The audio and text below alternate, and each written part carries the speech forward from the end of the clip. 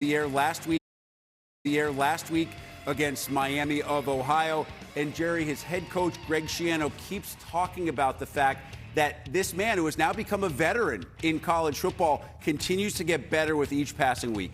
Big-time veteran presence. He knows the offense. Remember, he was with Kirk Ciarrocca at Minnesota, so I mean, they've got like an anniversary coming up or something. They could have a big party. But he is so important to the Rutgers offense, and he really makes it go. Short yardage, I think they're going to tweak some things, short yardage as from a year ago. He is on top of his game right now, Howard. By the way, the Norfolk State head coach, in case you're not aware. Just in case. He could play some ball a little bit. He probably could still play. That is Mike Vick. For those who followed him, whether it was at Virginia Tech, during his time in the NFL with the Falcons. I mean, Howard, I remember covering the Carolina Panthers when I lived in North Carolina, and he would come in with the Falcons, and guys like really good defensive players, like Mike Rucker and Brenson Buckner, those guys, they never even wanted to talk about Mike Vick. Couldn't get anywhere near him. No, he couldn't stop him. Now he coaches a team in Norfolk State that is a massive underdog against Rutgers. I'm wondering for Greg Schiano, you head into this game, how good do you feel about your team as you get set to finish off conference play? I think he'll know today, right? How do you respond? I think when you get in games like this, when you should go out and dominate, how do you play? Do you play a clean game? Do you do all your assignments correctly, executing those? Those are the types of things that he looks for. How are we winning in special teams? Is everyone running to the football? They're the little things that he looks for in games like this to make sure they're on the right page. I think this is Greg Schiano's best roster, and I know it's his most difficult schedule. You think it's the best roster that he's had since he came back? Yes, absolutely. But it's the toughest schedule. There's less matchup opponents on this schedule than there has been the last 2 or 3 years. I understand that, but you hope for Rutgers' side of things, he doesn't have to deal with the injuries that they dealt with last year. The fact that they were able to get to the postseason last year, dealing with what they dealt with from an injury perspective, was absolutely amazing. Right. I think the other interesting thing about this particular Rutgers team is that they've always been dominant on the defensive side, and the offense needed to really pick up their pace. Early in this season, really, the defense has really struggled a little bit to find their legs, and they're being led by their offense. So them getting better on the defensive side will be a big key for them, too. Yeah, now Rob Smith's coordinating the defense now, so there's a change in the coordinator, so that might have something to do with it. But Greg's so tied into the defense that I can't imagine they've changed a lot. And Rob and Greg have worked together previously before this year.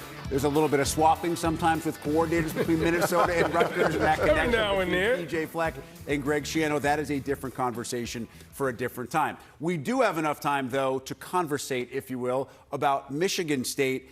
And you want to see a big jump, or at least an early jump in the legs from Michigan State, because I understand, as big as that win was last week against BC in double overtime, you can't start thinking that that's like your hallmark win of the season, because it's in the past now. Everything else is in front of you. Right, but the difference is their leader has not changed one bit. Jonathan Smith is an offensive Mark D'Antonio. You mean from last week to this week, or over the last 15 years? I'm saying they know exactly what to expect. He's not going to change his approach every week. I think the players still have to go out and play. We talk about Aiden Childs and the game that he had last week. I thought they had some ups and some downs, but at the end of the day, he pulled things together and was able to pull a victory out, and he was able to do it with his legs. So you want to continue to see that growth, him make the good decisions, make sure he continues to take care of the football. This would be a bad time to think you invented the game. And Jonathan Smith never gives off that vibe. No, absolutely. I don't think so. Not at all. He's Mark D'Antonio. But see, offensively, to me, if Childs doesn't make the mistakes, right, you have Nick Marsh. You have a legit run game. You have an offensive line, Jerry, that is significantly better than last year. And I feel like the defense has always been either there or close. If this offense doesn't put this defense in precarious situations, Michigan State, especially at home, is a team that's going to be in most, if not all, of the football games it plays this year. Yeah, no doubt. And with a quarterback and with a defense, Joe Rossi does a great job of coordinating the defense. Good quarterback, good defensive coordinator, you always have a chance. Yeah, I like to continue to watch this secondary continue to develop. Some guys that they've brought in out of the portal that they really expect to have a big season and big contributions to this team. Yeah, important always to win. Michigan State, Rutgers, with the opportunity to go 3 up and 3 down in their respective non-conference schedules. For Howard Griffith and Jerry DiNardo, I'm Rick Pizzo as we wrap up Game Break. For those of you headed to East Lansing, enjoy Guy Haberman, Yogi Roth, and Rhett Lewis. Rutgers, you get Jason Horowitz, Matt Millen, and company. Enjoy the calls. The following is a presentation of the Big Ten Conference. Last week it was a party here in East Lansing after Aiden Childs found Omari Kelly in the end zone, a two-point conversion in the second overtime that walked off the win for Michigan State, avenging last year's loss to Boston College. Today they try to keep it going.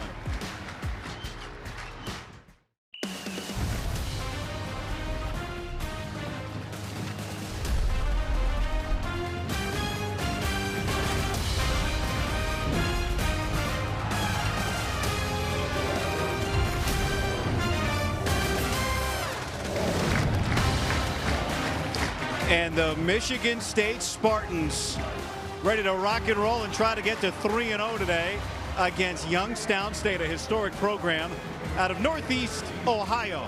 And the FCS, both teams enter at 2-0 here at Spartan Stadium.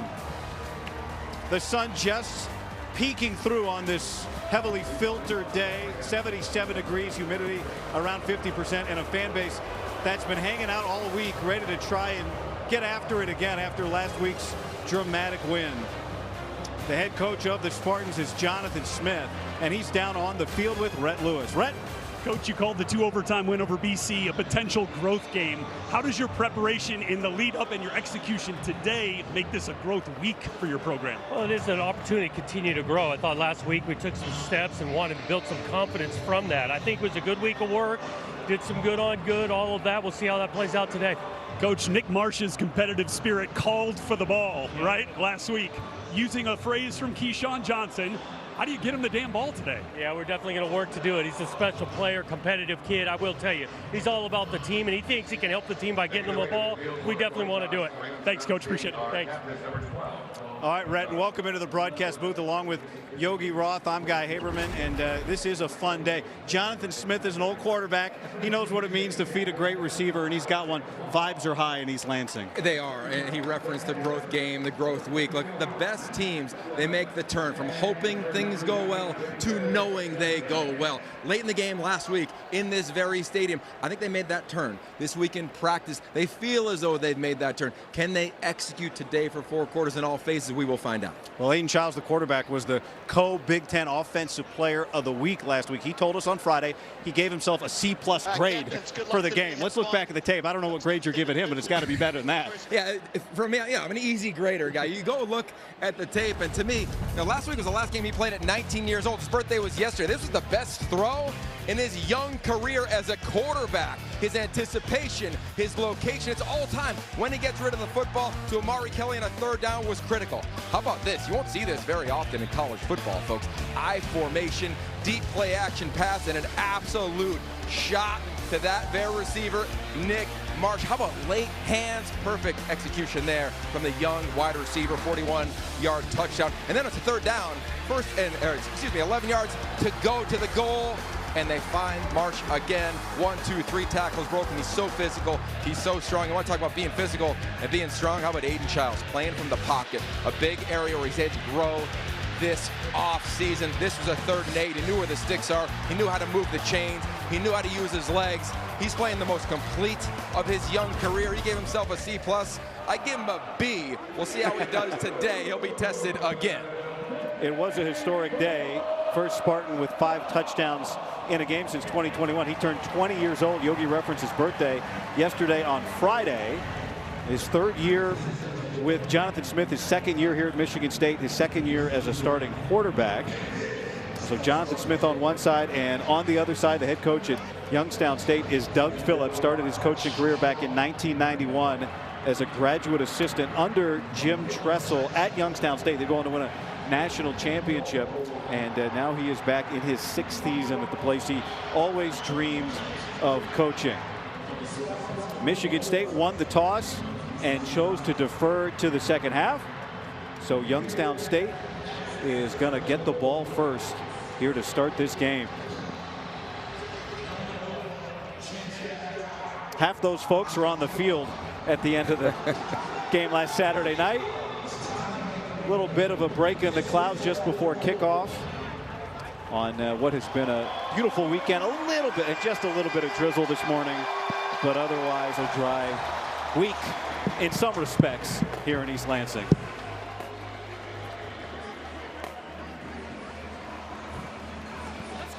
Ryan Eckley has it teed up and is ready to kick it away to Flash Wilson, who's back deep for Youngstown State. Dramatic win last week for Michigan State. A dominant win last week for Youngstown State, 56-17 over Robert Morris.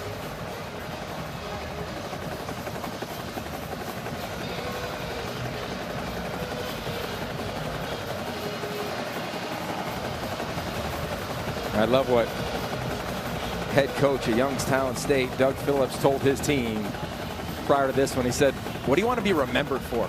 You know, this is one of those opportunities, one of those games, especially at their level with the way the playoffs work. How they play in this game could dictate seeding, placements, but overall an opportunity for his team having success early on in this season. All right, clock is set. Here comes Ryan Eckley to boot it away. And Flash Wilson will fair catch it out to the 25-yard line. And a Youngstown State offense that has a very clear engine, and it's the quarterback, Bo Brungard.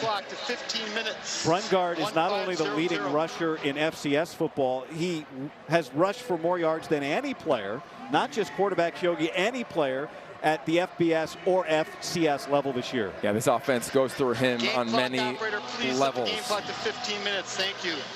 QB run game is a huge part of what Youngstown State will do offensively. You know the name of their OC, Mike Yursich. He spent time at Penn State in the Big Ten only a few years ago. Brungard on the move with some space and a great gain to start the game for Youngstown State. You take a look at the Penguins' offensive starters today after that pickup of 7 yards. Des Lee is their left tackle. Max Tomczak is their best receiver. He's been their most consistent, productive. There's Des Lee at left tackle, who they think has a big-time ceiling. And you know Tomczak, you know that last name. His uncle, Mike Tomczak, is on the staff at Youngstown State as well. Couple of backs in the game. For Brungard, he'll give it off to Tahir Mills, and he gets swallowed up. A very short game, maybe 1 yard. It's a Michigan State defense that played much better in the second half last week. They bottled up a little bit. Boston College able to score in the overtime, but this group itching to get back after it under defensive coordinator Joe Rossi. Jordan Hall, the Big Ten's defensive player of the week. Last week, a big news for Nakai Martinez, injured in the offseason, but he returns after missing the first 2 games to start at safety. And he's huge here on third downs as one of the top communicators of this defense.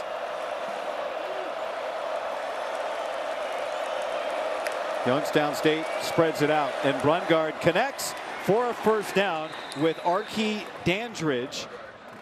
And across the 40 goes Youngstown State, a pick of 8. It's going to be fun to watch today.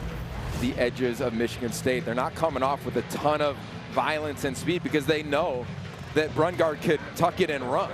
So you're rushing controlled, which is allowing him to see a passing lane. That's going to be the chess match we'll see from Coach Rossi against this offense and this playmaker at QB. 4 receivers and a tight end on the field again, spread out for Brungard. He gets it out of his hands quickly to Jaden Gilbert, and Gilbert's able to power his way just across the 45-yard line, a pickup of 5 yards. A huge part of this offense for Youngstown State guys is just getting the ball out. They know if they sit back in the pocket, it's going to be a challenging afternoon into the evening here in this stadium. And you've seen it early on the 2 completions. The ball is out immediately. Be curious if Michigan State starts to press a little bit on the outside, try to disrupt a little timing.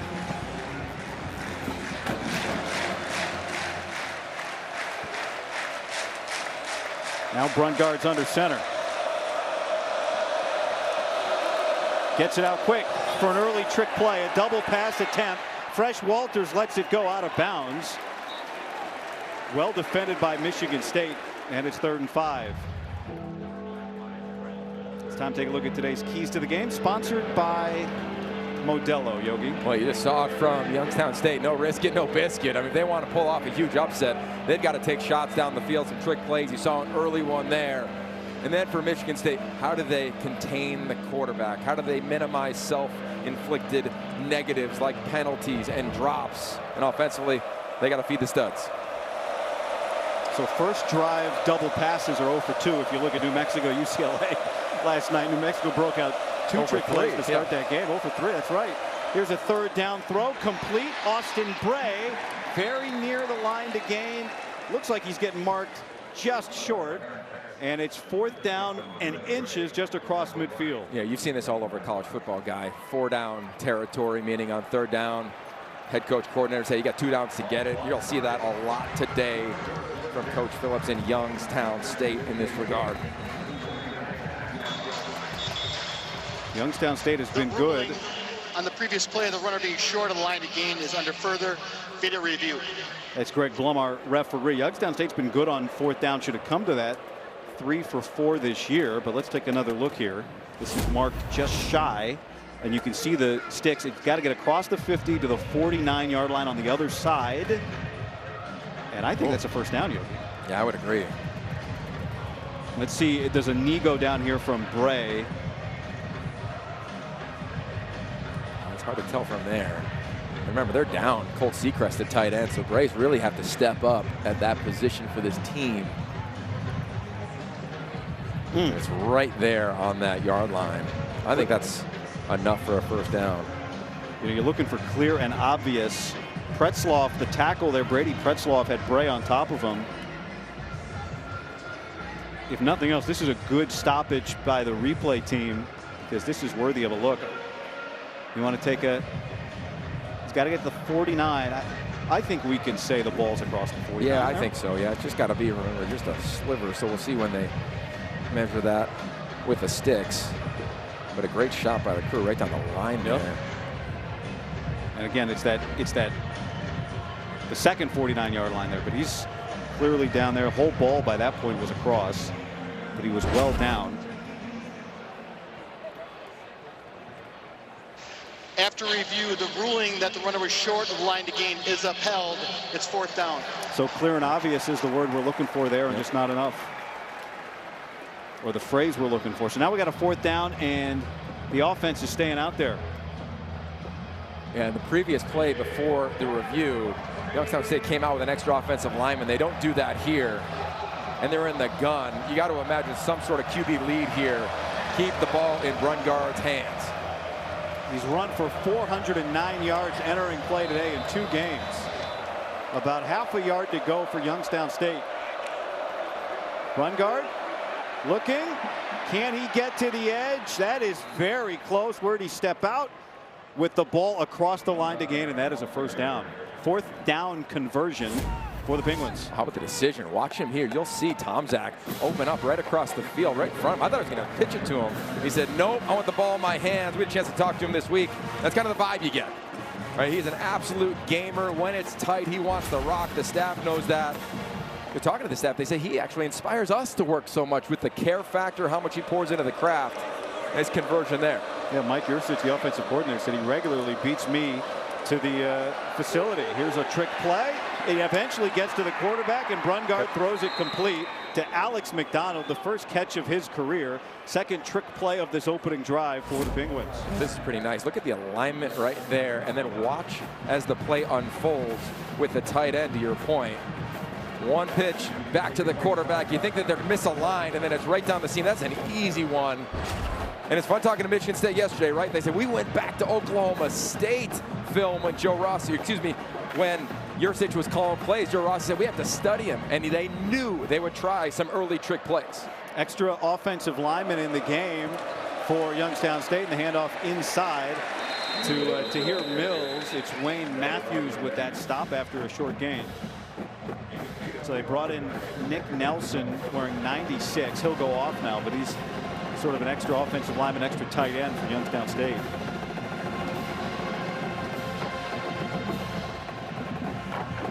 Michigan State not dramatic in terms of how many pressures they have, but I got to imagine, do they try to mix things up? The problem is if you do it and Brumgard can get by you, it could be a big explosive game. 10th play of this opening drive for Youngstown State, headed towards the student section. Brumgard pulls it down, weaves his way, breaks a tackle, and just continues to pick up yards. Finally pushed out by Wayne Matthews, but not before he picked up 7. You hear gap sound, that term, all of the time. You're going to have to do it. I thought he was going to run right behind his center. I thought there's a gap right there. He sees a little green color. He flashes, and Bell can't make the tackle. You'll see it to the bottom of the screen. Thinks like he's going to go right up the middle of the defense, says nope, and then is his athleticism. And if you are Michigan State, if there was one game you got to be gap sound, it's against an athletic dual threat quarterback, and it's been advantage Youngstown State and Brumgard on this drive. Extra lineman in the game for Brumgard out of the shotgun. On 3rd down and short, it's Mills burrowing his way for a first down. Well, this is where things tighten up for Youngstown State. This is all about true execution. If you're going to upset Michigan State today, you got to come away with 6 when you get into the red zone. And look how they're huddling, they're taking time. Coach Phillips got to be happy with his opening drive. Remember last week against Boston College, Michigan State struggled here. It lost some tight ends in the seams on some over routes. See how they adjust.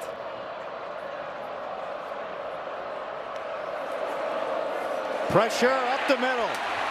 Brumgard gets away, and he's able to make something out of a play that was blown up by Quindarius Dunnigan. Gets a couple. He's so elusive. You know, there's part of this when you rush a quarterback like Brumgard where you want to come in control, but you also have to sometimes just take your shot. You'll see it coming at you. Look at this defensive line as the play unfolds. Right inside right there. Has a shot, and it's hard because he lost contain. He was playing the defensive end position. So that is the balance on the defensive line. Contain versus making a play. It's hard against this type of athlete at QB. 13th play of this opening drive. Spread out again. Brumgard with time and off the hands of Bray, incomplete, and it's 3rd and 8. It's a concept that Youngstown State loves. Wouldn't be shocked if they came back to it. Some sort of corner route. Try to attract the flat defenders, manipulate the eyes of the back end. It's where they've had success in the red zone in the first few games of the season. They've scored 9 touchdowns on 10 red zone trips in their first 2 games. And in for Michigan State is number 11, Lafayette, off the edge of the bottom of the screen. You'll see him. He's their best pass rusher. Bray, the tight end, in motion. Brumgard running that way, looking for some blocks, and that play is snuffed out and erased. Jalen Thompson all over it, and now it's 4th down and about 5, maybe 6. Yeah, keep an eye on Lafayette. We said he just came into the game. Watch him keep that outside arm free. Right, you see that's gap sound football, forcing it back into your teammates. They could play it from the inside out. It's exactly what happens with the rest of that defense, giving that defensive line and Jalen Thompson a chance. Andrew Lastovka is on for the field goal, a 28-yard attempt.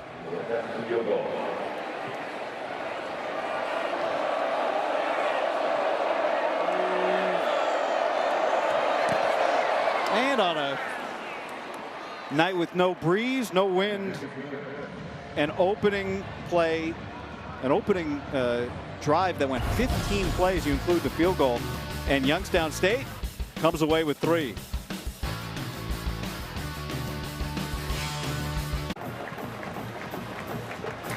If you're looking for the Rutgers-Norfolk State game, go to big10.org/BTN Game Finder right now to see where you can find the game in your area. Youngstown State, 15 plays to open up this game and get a field goal.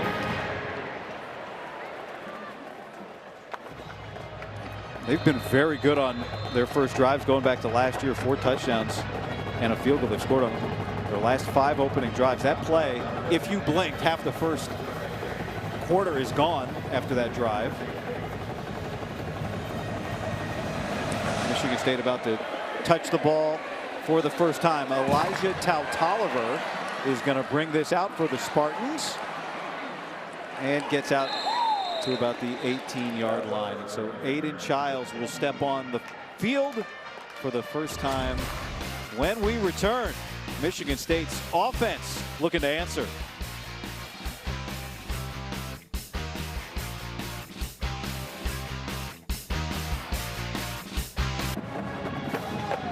Youngstown State takes the ball first, scores on the opening drive, and now Michigan State with 7 minutes and 39 seconds on that opening drive, plus the kickoff return elapsed.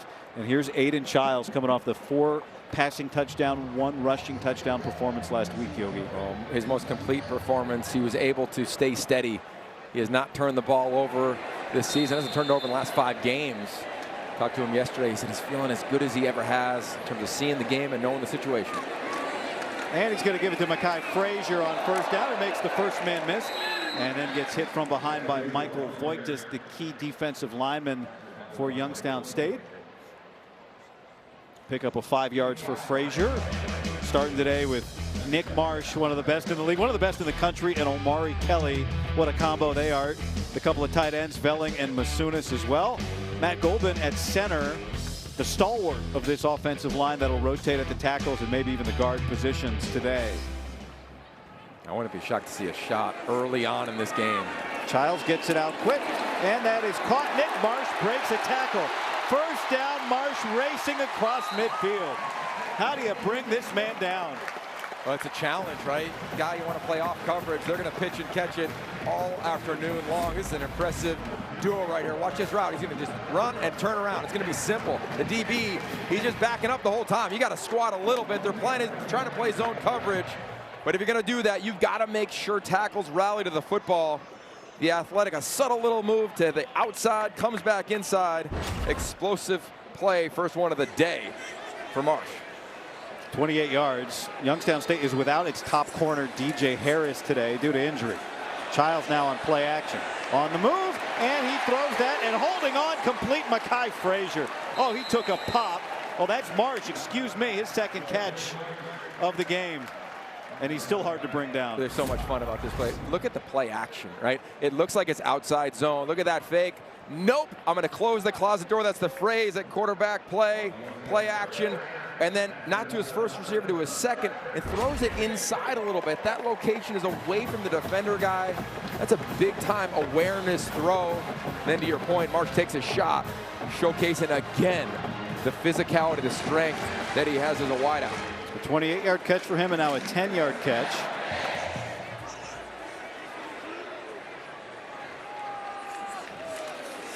And it's back to Frazier. And that's going nowhere. He gets swallowed up by Ebony Curry Jr. A loss of 1 yard, and it's second down and 11. Michael Wells, the rush end, he's been playing that position for 6 weeks, he told us, but it's been an instant impact for him. Zandier back for Youngstown State last week. He missed half of that game to open. They didn't miss him. Dathan Hakey is the free safety who missed that opening tackle on Nick Marsh. But a good stop there from Youngstown State. So second and 11, back to the ground. Frazier, and he gets some of it back, and it'll bring up third down and about 6.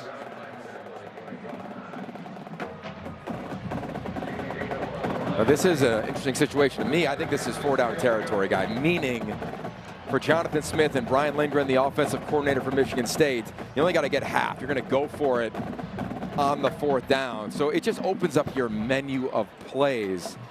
Wouldn't be shocked to see the tight ends get involved here as Aiden Childs reading off that wristband in the huddle. As the ball sits right now, it is right on the fringe of the longest field goal range that Jonathan Smith would like. So third down and 6.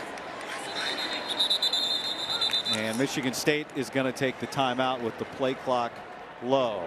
3rd and 6 coming up for the Spartans on their first possession of the day. First team charge timeout, Michigan State. Timeout the field. Game clock operator. Football on the Big Ten Network is brought to you by Auto Owners Insurance. And by Discover, the official credit card of the Big Ten Conference. It was a great scene last week, the double overtime win over Boston College. And the question, you know, Rhett Lewis asked Jonathan Smith this before the game, was that a growth game, a breakthrough game early here in year 2 of his tenure? After the Michigan State timeout, 3rd down and 6 for Aiden Childs. And he's going to hand it off to Mekhi Frazier, and he loses a yard. Dane Hodge was all over it, maybe lost 2. And if you were thinking 4-down territory, Yogi, what do you do here? Well, it's still 4-down territory. Just watch the interior. Look at these 2 linebackers. You're thinking, are they going to come? Are they going to come as the snap evolves? Not really. Just kind of hang in there, and then boom, they make a play. And that's a nice job of the eyes of this linebacking core of Youngstown State. It's easy to allow these big old linemen to get up in your pads. It's a physical group up front for the Spartans. Didn't allow that. 4th down and 8. Michigan State going for it. First possession of the day for the Spartans. Childs moving around in the pocket. Now he's going to break free. And Childs has the first down. Just a yard or 2 past the sticks. A pickup of 10 when he needed it. For the first time he ever played a game not as a teenager. Watch the head of Aiden Childs as this play unfolds. He starts taking a drop guy, and he is steady the whole time. He's not up and down. You see him? Easy, assess, and then boom, climb through the pocket, know where the sticks are.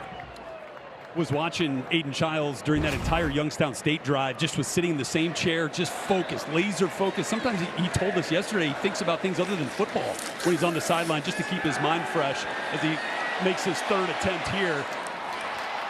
And he finds Amari Kelly, and Kelly picks up another Michigan State first down. And Guy said that, sometimes he's thinking about what he's going to have for dinner later that night, which we know last night was a 38-ounce steak for his birthday. Sounds like it was pretty good fuel here early on. Yeah, that's a good point, Red. I mean, he wants to be free. He wants to play clear. The staff knows that. There's another one of those play actions. They say in the quarterback role, you want to get dirty on that fake, almost kind of get near the ground. He does that, almost throws the corner, sees the coverage change, boom, drops it down to Kelly for the first down. Fullback Jay Coyne makes his first appearance for this 9th play of the drive, and Childs is going to hand it off again.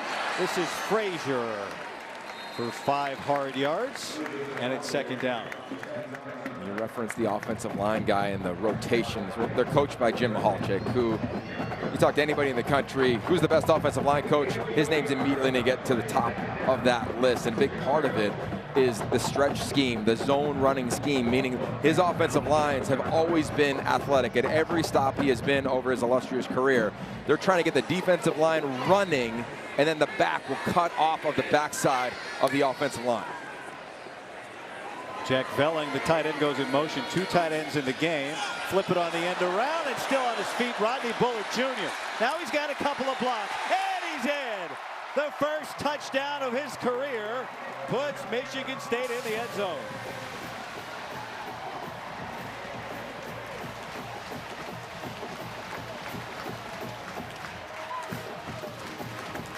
A 4th down conversion and an answer for the Spartans.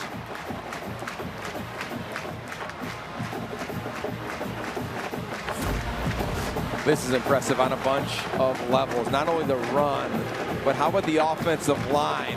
It's going to come right in front of you. You'll see big number 70 right there. Luka Vincic, he makes the block. And Bullard does the rest. His athleticism on display. Vincic making his first start today at Michigan State, originally in Oregon State. Transfer for Jonathan Smith as Martin Connaughton hits the point after. So Michigan State with a long drive of its own to take a 7-3 lead.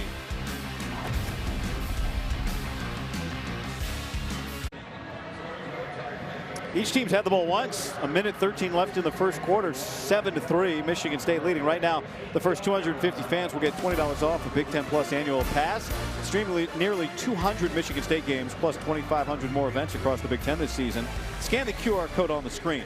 So go to BigTenPlus.com. Make sure you enter FB20 when selecting an annual pass at checkouts. Does this not feel like a conference game? Like one possession per team in the first quarter, basically? You know, like that's kind of how it goes in Big Ten play. Right now, Kirk Ferentz is calculating how many more plays there are. He and PJ Fleck, right? Coach D'Antonio is also like, hey, this is what he was used to back in the day when he was having all the success here at this very stadium. Flash Wilson will let this head into the end zone. And let's go to Dave Revson in Chicago with a studio update. All right, Guy, I want to catch you up on what's going on with the nation's #2 team, Penn State. Nick Singleton, 36th rushing touchdown of his career, most of any player in the nation. They lead Villanova 7-0. All right, Dave, thank you. Penn State with Singleton. Drew Aller is nearing a historic mark as well there. 7,000 passing yards, trying to become just the 5th Penn State quarterback ever to do that. Second possession for Youngstown State, and Bo Brungard had a 15-play drive to open the game. I'll tell you what, I wouldn't be surprised here to see a little bit of pressure to force Youngstown State and Bo Brungard to flush to his left, to the boundary, the short side of the field. Brungard's going to give it to Tahir Mills. And let's go back to the Michigan State touchdown, Yogi. This is a really athletic play from Luka Dincic. He's starting at right guard today. Watch as the play unfolds. He's at right guard. It is a muddy mess inside. He keeps his feet moving. He comes out of the fray to deliver 1, 2, 3 blocks to allow Bullard to find the end zone. You know, we had a chance to talk to Coach Mahalchik in advance of the game and say, what's going on in the offensive line? They're playing a lot of guys because they've all earned the right to play. They've all earned the right to play. It's a long season. It's been rotating. It's been really healthy for the group. Really healthy play right there for his starting right guard. Now 2nd down and 8 with the play clock down at 5. Brungard stands in and delivers right on the money. Max Tomczak, his first catch today. It'll bring up 3rd and short. And I think you just want to get to the quarter. If you're Youngstown State, you want to shorten this game as much as possible. Give yourself as much time as you need on a 3rd and short, as we're under 5 here in the 1st. See the play clock low as Doug Phillips looks up. And a 3rd down and 2 coming up to start the 2nd quarter for Youngstown State. The first quarter. The young men from Northeast Ohio hopped on a bus yesterday morning, made the 4-hour drive, came to the stadium, looked around, look ready to roll so far today.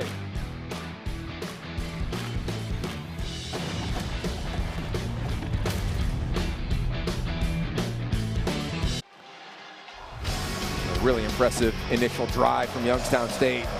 Big reason is that QB, Bo Brungard. He gets the wide side of the field. It's going to be advantage Youngstown State every time. You try to force him to the boundary. He's still athletic enough to get a 1st down as he did there. And here they go on a key 3rd down. 3rd down and 2. They look to the sideline. Plenty of play clock to play with as we start the 2nd quarter and continue the 2nd drive of the game for Youngstown State. Brungard with time, throws into traffic, and it's broken up by Malcolm Bell, the senior defensive back, who's trying to get it to Arcade Dandridge.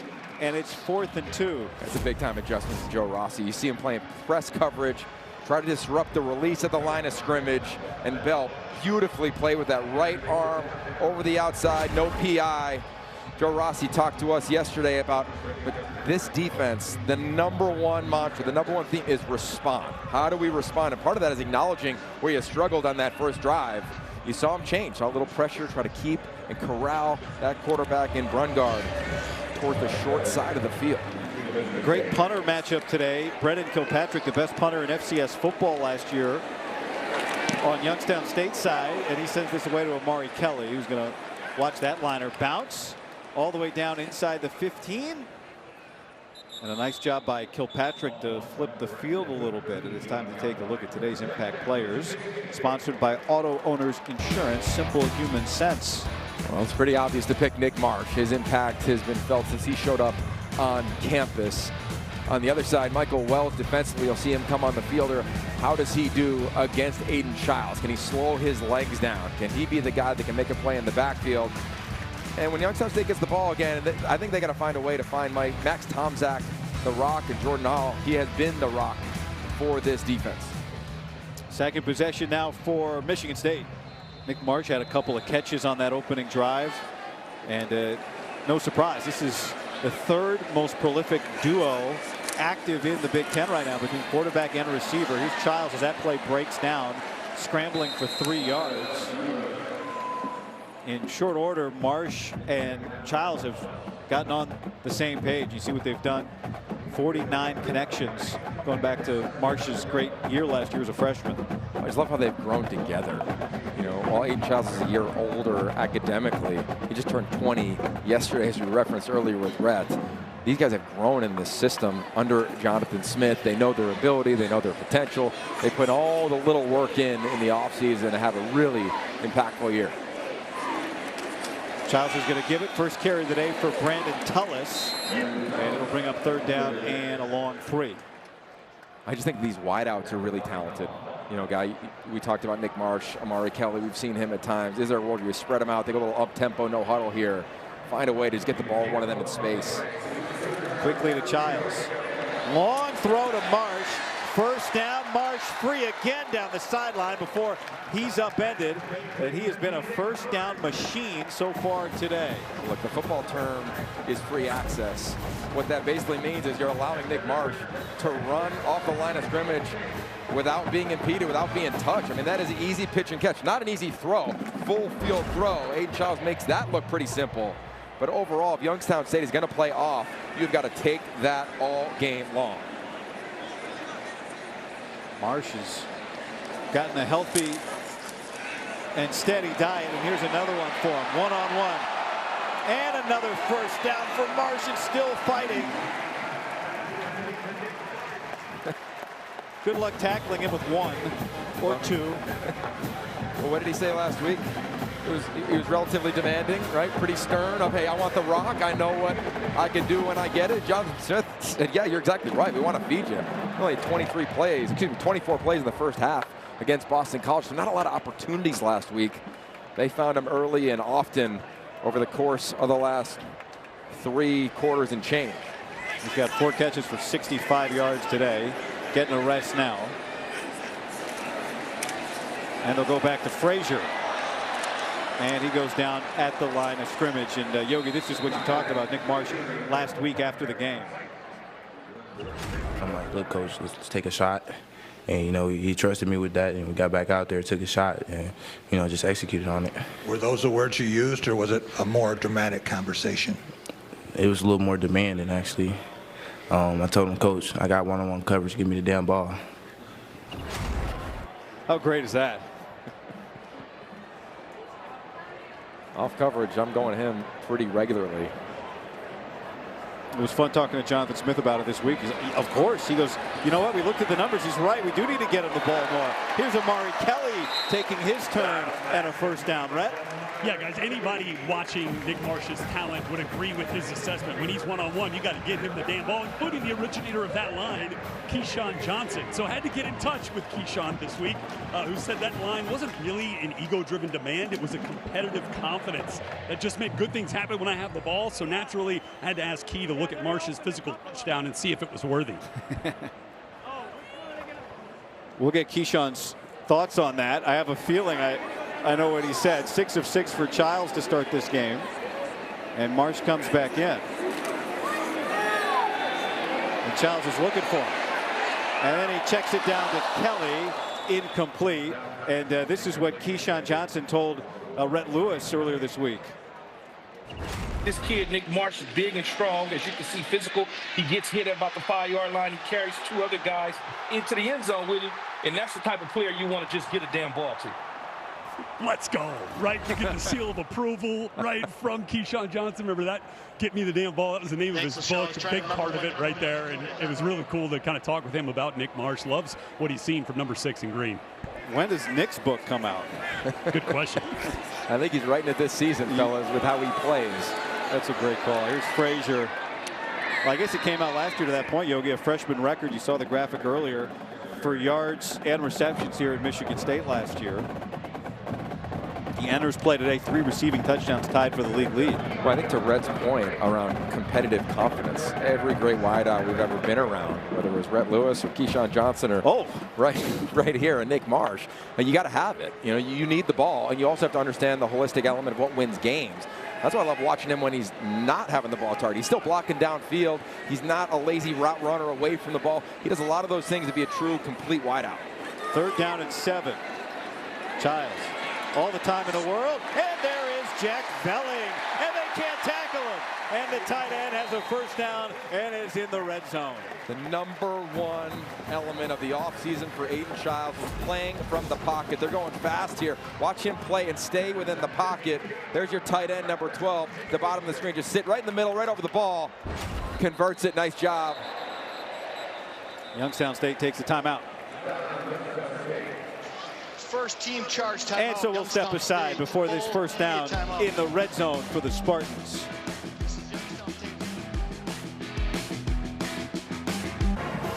Well, welcome back. And this right here from Aiden Childs, guy, this is graduate level play. Playing from the pocket. That's the pocket. Watch Jack Belling. He's going to come sit right over the ball. Aiden Childs, last year he was running out, feels a little bit of pressure. Not this year, slides over one, up one, delivers a strike, they get a first down. How about sitting in the pocket? There's a great angle right here. Watch him sit in the pocket. He understands there's pressure, he slides over just a hair, gives himself a lane to throw the ball, finds his favorite tight end, and away they go. Both tight ends in the game again. Tullis is the back. And Childs is going to give it on the end around to Krishan McCray, looking for the edge. He's got it. Now he's trying to cut it back, and the pursuit recovers, and that is a no gain. No loss, no gain. Second down. Youngstown State has been playing relatively sound. Even on the touchdown they got beat, they were there to make the play, just missed the tackle. So I don't know if any of those are going to work this afternoon for Michigan State, but why do you do them? You do them to make sure those edges are thinking it. Again, the core of this offense is that stretch run game. So you have defensive linemen flying upfield, disrupting it. That is not good for Michigan State. So sometimes the negative play, but it's going to keep the edges honest. Second down. Childs pumps, looks, throws, Belling, and he brought it down. Another first down on a tough catch. The tight end, he's battled some injuries, Yogi, but they really feel like he's getting into form. Yeah, they do. Well, look, last week, similar play in this very end zone. Couldn't make the catch. How about this catch? This is awesome. 12 delays the block, subtle. He's a vet. And then the throw up and away from the defender from Aiden Childs. Nice play. The two transfers from Oregon State. Three tight ends in the game now, with the fullback as well, Jay Coyne, in front of Makai Frazier. Childs going to turn and give, and Frazier pulls away. A flag comes in the end zone. Now we'll check on this penalty. Greg Blum sorting it out.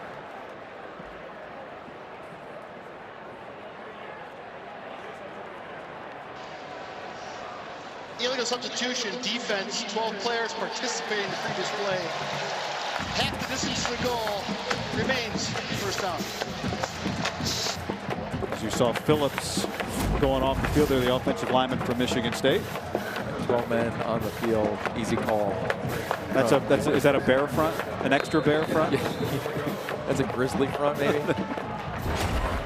So now first down.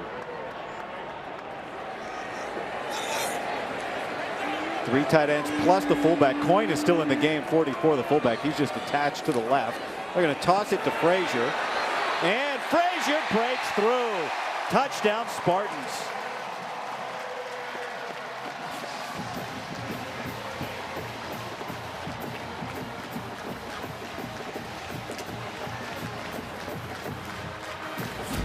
Well, it started with this play to his tight end, Jack Belling. Perfect location. Then 2 plays later, a little toss. How about Connor Moore, number 58, leading the way. Touchdown, Michigan State.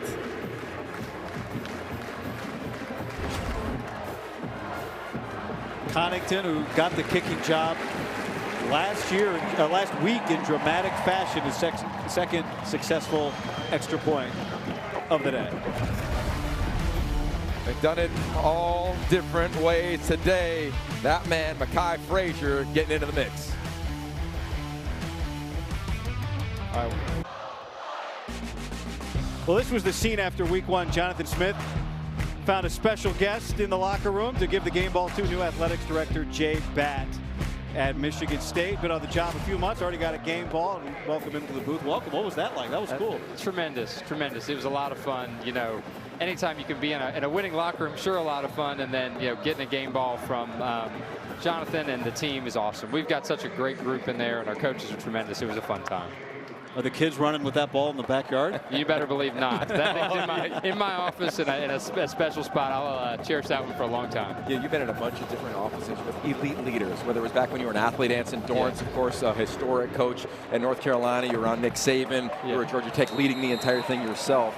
How would you define your leadership style since you got here with this program? Yeah, I would tell you it's a combination of a bunch of different things. You learn a lot of different things from every stop along the way. Whether it's Nick Saban and the idea that everything matters, right, and the consistency it requires to achieve, that's a big deal. And so, I think it's an amalgamation of a bunch of different leaders and mentors, whether it's Greg Byrne at Alabama, Nick Saban, even everything I got to learn around all of our great coaches at Georgia Tech. Truly I think a combination of all those. We had a kickoff out of bounds, and so it'll come out to the 35-yard line for Youngstown State. You've been here a few months now. Yep. What's that been like? What's it been like? Are you settling in? I'd say no. I'm still learning a bunch. I think it's 3 months just about to the day, and it's been tremendous. I think you can see here today our fan base is elite. The Spartan Athletic family, they care so much about our place and each other that it really has been an awesome start to the year. Great crowds the first couple of weeks, and just getting to know Michigan and our fan base has been a lot of fun. How about pregame? Tailgating, Munn Field. Talked to Jonathan Smith about it yesterday. He said he could feel the energy that has been created with those concepts you brought to the table. What has it been like for you to watch the reception from this fan base on the things you've done? Well, it's as you know, it's a team effort for sure, and it's been partners all over campus to execute on a bunch of different things. But the Munn Field tailgating, this place has tremendous history, tremendous traditions, and Munn Field was one of those traditions that when I got here, Coach Izzo told me Munn Field's the best tailgating spot on campus. We need to bring it back, and we are working on making that thing elite again. We've had a great couple first 2 weeks and need to keep going. Jaden Gilbert all the way down to the 1-yard line for Youngstown State. Explosive play, 66-yard run. We'll take another look at this, Yogi. Yeah, speaking of keeping going, he did. Thought he was down 1, 2, 3 times. Little inside handoff, runs right through a couple tackles. Nice job on that offensive line, get it to the next level. A little stutter step, cups on back. And then it's just the effort, staying up, trying to get in the end zone. Nice job hanging on to the football guy inside the 1. Joshua Eaton did not give up on that and got the stop. And so now Youngstown State is knocking on the door, looking for their first touchdown of the day. And Gilbert is able to, let's see, did he break the play? Right now the indication he's down just shy of the goal line. And it's going to be second down and goal. This is, of course, a historic program. We talked about Jim Tressel won national championships here. Mark D'Antonio, coach of Youngstown State. We saw him and Tom Izzo down on the field before the game. How cool is that? It's pretty awesome. I've got a picture in my office from my first days. Coach Izzo and Coach D'Antonio at an event with me, and I'll tell you, that's one of my favorite things. Two legends for sure. Well, if you're learning quickly, it must have been, we had the Hall of Fame induction. That's right. Yep. Last night, and so many dignitaries in town for this weekend as Gilbert takes it into the end zone and Youngstown State scores its first touchdown today. Well, having Coach D'Antonio back is awesome, but so many of the others great historic athletes here that it makes for a fun evening, but certainly that's historic success is what sets the pace for the future. Youngstown State fired up, scores the touchdown under 6 minutes. A nice job here just finishing this drive. Another inside handoff. Anytime you got a tight end in relative motion to influence those edge players. And I'll tell you what, Youngstown State has come to play a physical group. They've been a proud program for quite some time. Coach D'Antonio, he knows that well. I know, Jay, you know that well as well. Yeah. This is going to be a fun game as we got a tight one. Yeah, absolutely. And, certainly proud of our crowd for showing up today. Hopefully we don't need them into double overtime. We can take care of some business, but excited to be here with you guys. Thank you for the time together, and let's have another great day. All right, thanks for the time, Jay. Thanks for having us. Absolutely. Thank you. Appreciate you guys. Back after this.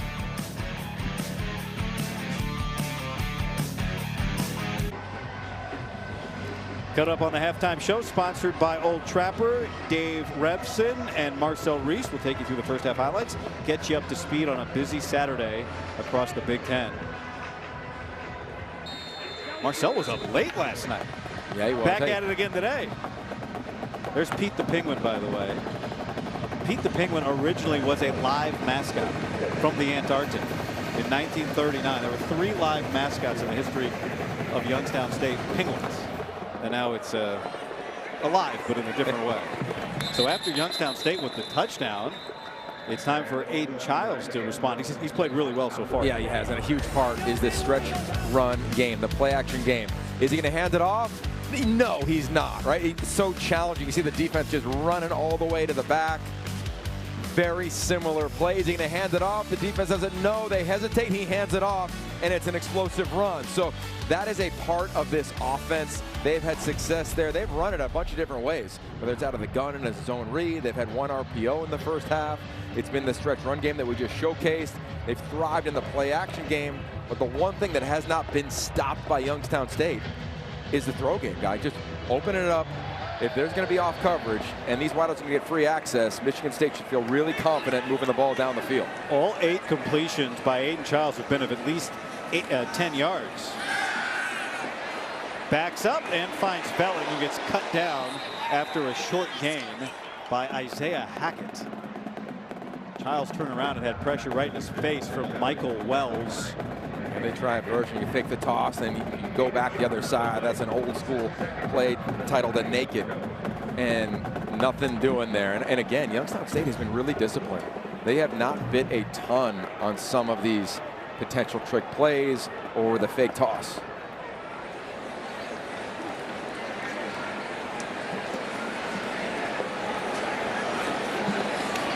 Extra pressure from Youngstown State, and that gets out to Nick Marsh. Swipes away 1 man. Now Marsh is racing to midfield, and another first down. Part of playing this position is being able to pluck the ball. Watch how Marsh catches this guy. He goes down low, stretches his arms out easy, and then he has such a great feel where the defender is. He looks the ball in, use that left arm as a stiff arm.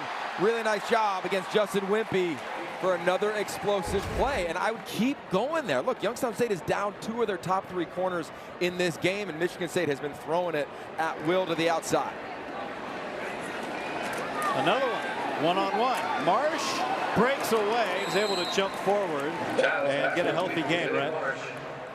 Coaching staff here at Michigan State feels like Nick Marsh is on a different level on game days, right? I think we could probably agree after watching this performance thus far, but they say if they can get that kind of level of play during the week of practice, then really watch out, because this guy's going to reach his ceiling. Yeah, you start thinking all across the country, all across the Big Ten, some of the more dynamic duos. He's got to be in that conversation. Already 3 broken tackles in this game. He had 3-on-1 touchdown last week, and now flags come in and movement up front for Michigan State. That is the first self-inflicted negative of the day for Michigan State. False start. Offense number 58. 5-yard penalty. Second down. And right now at 4:01, we're knocking on the door of, we track this every week, guys. The middle 8, the last 4 minutes of the first half, the first 4 of the second. Michigan State's going to get the ball coming out of the half. So can you really navigate this clock here for Jonathan Smith, something that he and Brian Lindgren, the OC, take a ton of pride in. Swing it out to Frazier, and they can't connect. It's incomplete. Just the second incompletion of the day for Aiden Childs. Third down. You heard the announcement there just to confirm that was not a backwards pass and a fumble.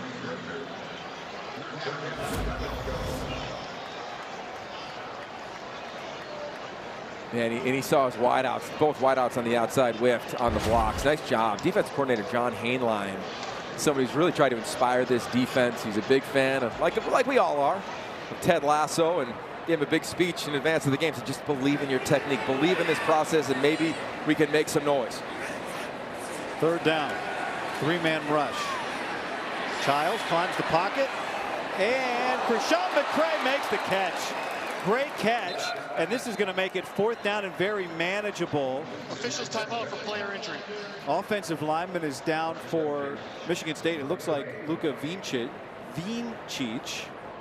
and it is.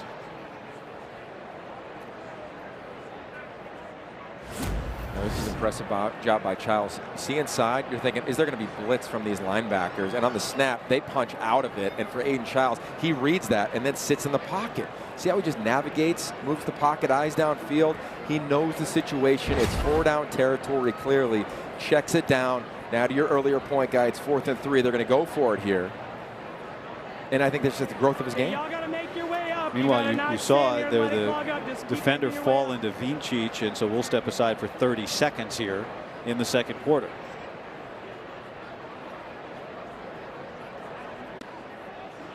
.335 to go second quarter. Michigan State with a 4th down and 3 coming up. And you're looking at Luka Vincic, who making his first start today.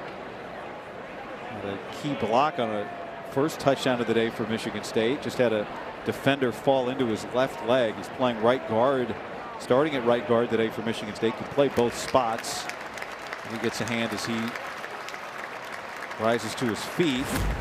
Take another look here at number 70, the right guard. Right there. Watches the play unfolds. He's going to pass set and doesn't see the nose tackle. He gets double teamed, falls right into that left knee. Oh, and your heart breaks when you see that. You know, often you see offensive linemen with these big, bulky knee braces on. It doesn't look like he has one of those big ones that we traditionally will see at times. Hopefully it's nothing serious. And then for Michigan State, 3 games, they've had 3 different starting offensive line groups. So they do have depth there. In comes Christian Phillips. He's got 1 start. It was last week against Boston College. We saw Phillips go to the tent earlier today, so good to see him back at right guard for Michigan State. 4th down and 3, and they're going for it. Already 1 for 1 on 4th down today. Childs with time down the middle, Veleg, and it's intercepted nearly by Mekhi Shaheed. He had a chance at it, and it's better that he didn't, because instead of taking over where he would have caught it, Youngstown State's going to take over with a chance to drive down the field here in 3 minutes and 16 seconds easily. Yeah, just a little too greedy there. You'll see number 13 right inside, right over the official right there. To me, that is where he should have gone, to Krishan McCray. He doesn't, takes a shot downfield into double coverage. There's the deep safety guy. That's just a miss from Aiden Childs.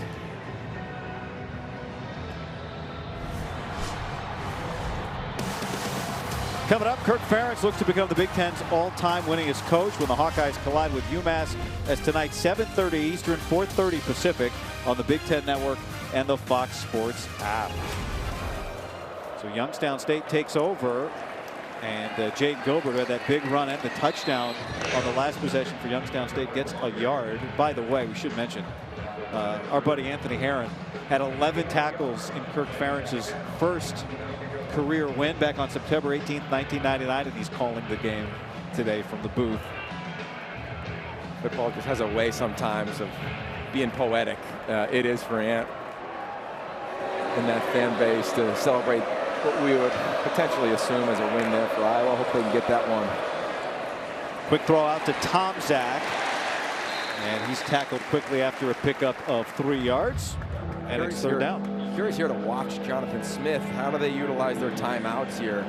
They obviously aren't going to call if they would have immediately.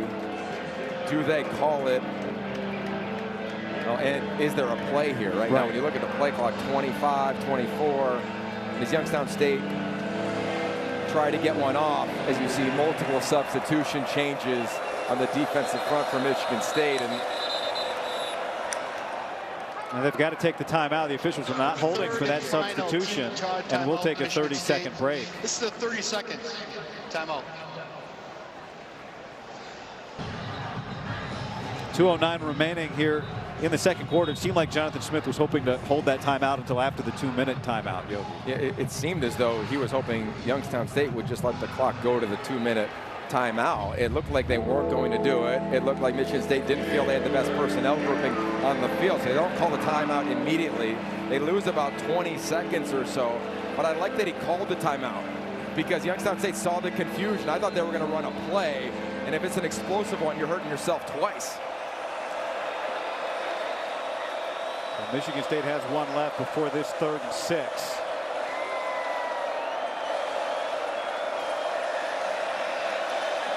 A lot of noise here in Spartan Stadium right now. Play clock is at 3. Brungard. And there's Tomczak. First down and a block, and he's down inside the 40 before he's finally brought down by Brady Pretzloff. A pickup of 17 yards, and we hit the 2-minute timeout. This is the 2-minute timeout. It's a nice job here from Youngstown State. Max Tomczak. Watch this route, a little bit of a rub route with him and his fellow tight end to move the sticks, and we'll be right back.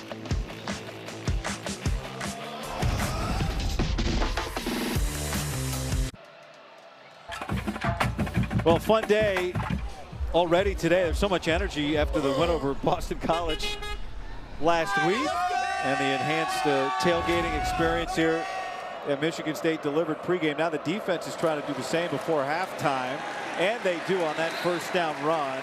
Alex Van Sumeren, who was the defensive player of the game last week, despite the fact he didn't fill the box score, but the coaches got together and said he really affected the game on the defensive line. Yeah, they want their defensive line to continue to find a little penetration. I think right now in this situation before the half, as the clock goes tick, tick, tick, Michigan State's got to force Bo Brungard to go to his right, the short side of the field. You do not want him to have a lot of green grass to make plays with his legs on, because he will think run first.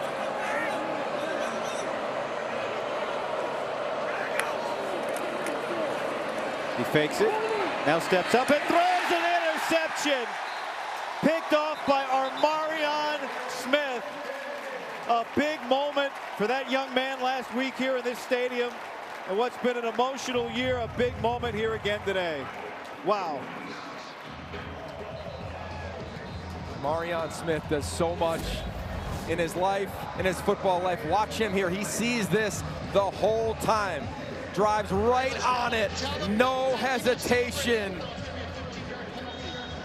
Huge play, momentum swinger. Give Michigan State the rock back. Nobody's more excited than his teammates to watch him make a play second week in a row. His mom, as you guys have now heard and read about, passed away last year. He is now the legal guardian of his siblings, so he is everything to everyone. 3 different people at once, he says. I'm a parent, I'm a player, and I'm a student, and he is excelling at all 3. And you're right, Red. He really is. He's been great on the field the last 2 weeks. It's all come together for him. Here's Tullis on the check down. Michigan State does have a timeout, and that picks up about 4 yards as the clock ticks towards 1 minute. A flag down and a player down. The day on Friday was special. It was the 1-year anniversary of Armarion legally becoming the guardian for 4 of his 5 siblings. As you see Colin Vaughn down, and we'll check on the penalty. Sideline interference. Youngstown bench, 15-yard penalty, automatic first down. This penalty is against an assistant coach. Guys, just to follow up on Armarion Smith, you know, his siblings were in the crowd. They went home to celebrate after he had that pass deflection on the 2-point conversion that essentially sealed the game win for Michigan State. Said they all stayed up till like 4 a.m. celebrating. Just what a journey it's been for him to get to this point where he's back starting, feeling confident. I imagine he might have a little bit of a late night tonight after that interception as well. Yeah, he might. I'll tell you what, one of the more illuminating parts of his story was every Tuesday, his youngest sister sits in the defensive meetings as they're installing the game plan. I wonder if Joe Rossi was like, and right here, you might have an opportunity for interception. And maybe she picked her head up and was like, hey, big bro, you might have one. He just did.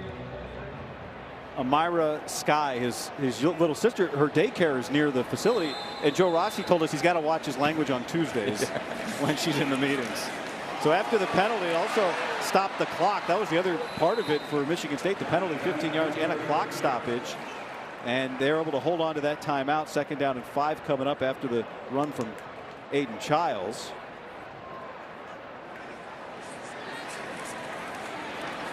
Childs back to work. And Tullis, did he get the first down? Ball came out. He's ruled down. It's ruled a first down, so the clock will stop while they move the chains. And Tullis comes up a little gimpy after he got bent backwards, but looks to be okay. Yeah, this is the hardest part of 2-minute offense, is when it's close. We'll see it here. You got to immediately line up and get the play as they get it off. Childs out of the pocket. Boy, is he jogging? Is he runs so under control?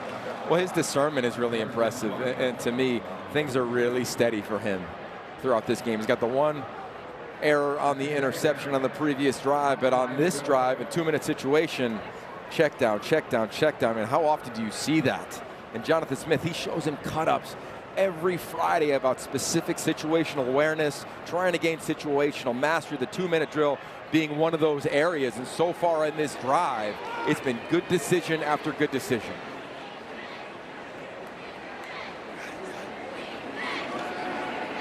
Again, 3-man rush. So Childs has time to throw it away.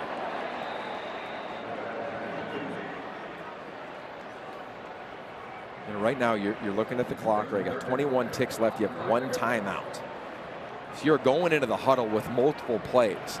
The menu in 2-minute offense for Jonathan Smith is not very long. There's a handful of plays that Aiden Childs and company, they go through all week long. They go through again on Friday, Saturday morning. What do I love? You are calling that right now. For Youngstown State, I'm saying I am taking away. I am taking away your top targets. Do not see Nick Marsh out there on the field either. He's not been in on this drive, I don't think, Yogi.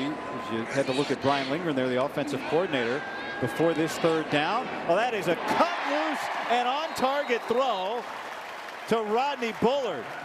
Cut loose, on target, most importantly on time guy. This again is the growth, the maturation of Aiden Childs. One hitch, ball out, location is perfect, and then tucking away from pressure for Bullard, having a pretty impressive game right here.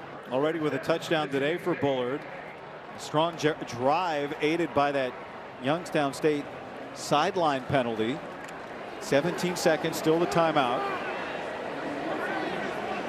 You see Nick Marsh without his helmet on there on the sideline. He's been dominant today in this first half for Michigan State. Childs with time. End zone, and can't connect with Evan Boyd. And now 12 seconds. Just watching Nick Marsh on the sideline, you know, he's standing with a couple of his teammates here, helmet off, kind of holding on to his gloves. He does have a wrap just below his right knee. Something to follow up on, see if we can talk to Coach Smith about that at halftime. All right, Brett, 6 catches in 6 targets for Marsh and 94 yards. So 12 seconds, Yogi, plus the timeout. Yeah, so you got time for multiple plays here. The question is, how fast are they developing?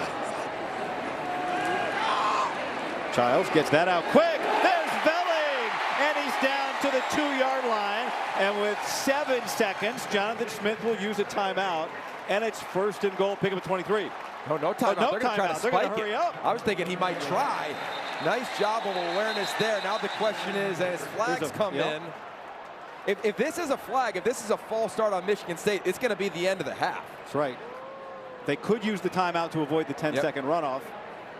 See what the officials discuss here. Jonathan Smith looked like he was running down the sideline to take the timeout. I thought he was going to. Remember, the rules state the coach is allowed to sprint out of the box, the head coach, to call a timeout. So while there's a coach's box and they try to not be outside of that, we've seen a penalty on Youngstown State already in the half. Let's see what they say here. This might be against the defense because Greg Blum is looking at the Michigan State sideline for an answer. No. He's saying, did he call a timeout? Yeah. Not all 11 players for Michigan State were set prior to the snap. That's a foul for a false start. This normally calls for a 10-second run off the game clock. However, Michigan State is using its 3rd and final team timeout to avoid the runoff.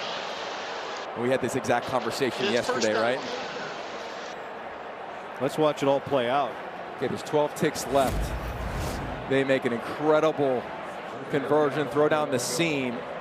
Velling, where does he give the ball? Gives the ball to the official. The clock needs to stop. They need to set it. He sets it, walks away. Oh, yep. And Velling is getting caught up. Oh, and Youngstown State's not even onside. Interesting. The official walks away without both teams even being on their line of scrimmage. 24-yard attempt here for Martin Connaughton. And it's good. Hectic. But Michigan State, they had the timeout. They're able to use it to avoid the 10-second runoff and come away with 3 points. Well, they had the interception. They get the ball back. They will get the ball to start. And to your point, Guy, they get 3. Not pretty, not perfect, but you come away with something. And they will get the ball to start the second half, as you said, Yogi. After a stoppage on defense to put themselves in position, the interception from Armarion Smith to help Michigan State get in position for those 3 points, as we see Nick Marsh walking off. Let's go down to Rhett Lewis. Rhett? Coach, can you take us through the end of the half thinking there with the timeout, what ultimately ended up happening? Yeah, I think it'd be best. Obviously, we're going to spike it. Instead of, with the amount of time we had, I think it's 5 or 6 seconds. It's better to use the timeout so that we would have gone for it there. But, you know, getting a field goal into the half with where we're at, and like the momentum there. Scoring off from Armarion Smith's interception there. Nick Marsh not in on that last drive. Any concern there? Yeah, he's just working through some things. Really, the concern is what we're doing defensively. We've got to find a way to get off the field. Long run, that's misfit in a bad way. We've got to figure some things out defensively. Coach, thank you. Thank you. All right, thanks to Jonathan Smith for his time. So 17-10 is our score here at the half after the dramatic win over Boston College last week. Work to do for Michigan State in the second half ahead.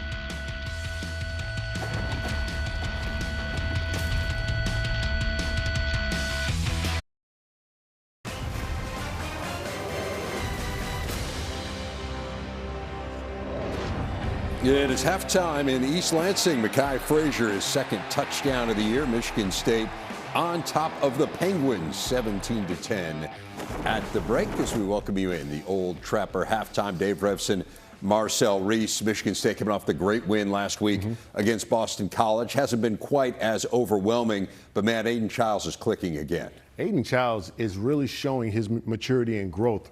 Right now, early in this season, particularly in this first half, you saw that last 2-minute drive. The operation was extremely clean. Until the end, there was a little wonky with the penalty, but Aiden Childs is hitting on all cylinders, has a big-time wide receiver in Nick Marsh. We don't know why he sat out the end of that half. We don't want to speculate on an injury, but started off big with 6 catches, 94 yards. But Jack Velling showing up huge for him with some huge catches, really good catches. But I really like this operation of the Michigan State offense. Jack Velling was a little banged up in camp. Feels like he's coming along. You hope Marsh is okay. Jonathan Smith saying he is working through some things, which I think applies to all of us. We're all working through some things. We'll hope that his are not too difficult on the injury front. Jonathan Smith also talking about Youngstown State moving the ball offensively. And again, this is a top 25 FCS team. This isn't a bad team by any stretch, but how concerned are you about what you saw defensively from the Spartans? I am concerned. There's been some free runners on this against this defense, the Michigan State defense. They're allowing Youngstown State to rush for 93 yards in the first half. They got to get it sealed up on the running game. Michigan State not running the ball as well as they might hope. Remember, that was a huge Achilles heel last year. They've been a little bit better here in the first 2 games this season. So that's the story in East Lansing, 17-10. Spartans on top at the half. Let's take you through everything else going on in the Big Ten, and there's really nothing going on other than rain in West Lafayette. This is supposed to be USC and Purdue, but the start delayed by some bad weather. You see Lincoln Riley trying to keep Jade Mayava happy, and Drew Brees, Marcus Allen. Legends. Some time to commiserate, yes. When they get that one going, obviously, we'll get you updated on what's happening. But there are a couple other games that are in progress. Number 2, Penn State and Villanova. Nicholas Singleton, 36th career rushing touchdown for him, most among active players nationally. It's 21-0 Nittany Lions second quarter. And Rutgers and Norfolk State been an unusual first half. Rutgers has blocked 2 punts for touchdown. Koch Sanders, the scoop and score there. 26-3 Scarlet Knights on top of Michael Vick's Norfolk State Spartans. Speaking of Spartans, the Valdosta State transfer Rodney Bullard, his first Division I touchdown. Michigan State, 17-10 over Youngstown State. More highlights coming up. Big Ten Live Football Halftime is sponsored by Old Trapper. What's your beef?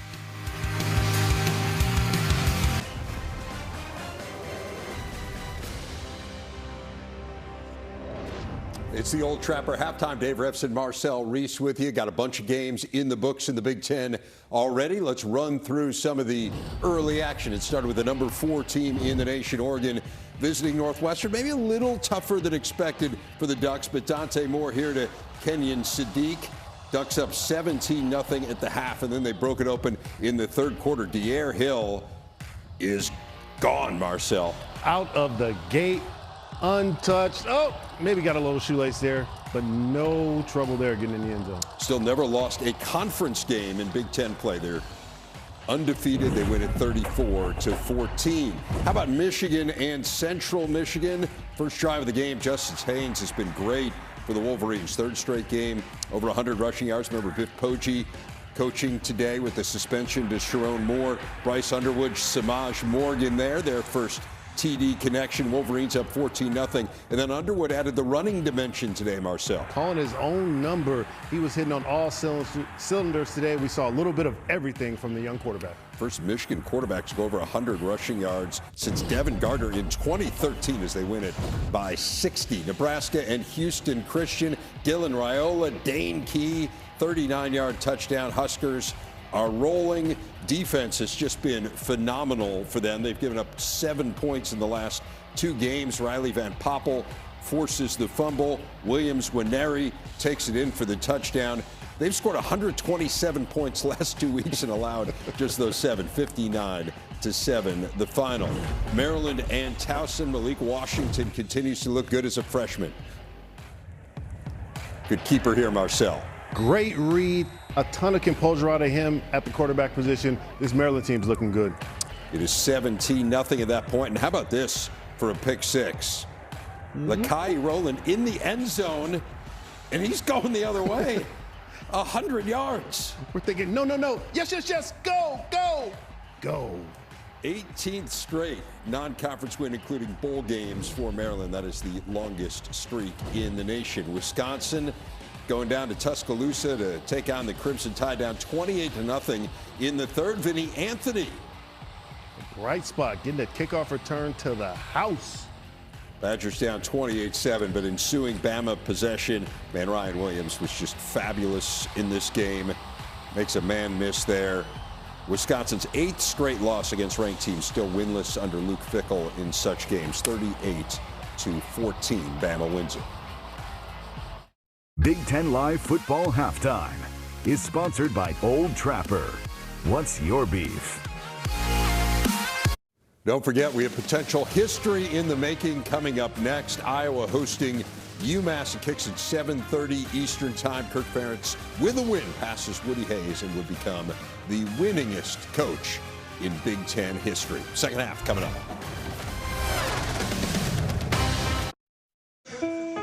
Today's big impact research takes us to Michigan State University, where in her lab, Carolina de Aguiar Ferreira is working alongside other Spartan researchers to find new ways to treat cancer that are both more potent and less toxic to patients.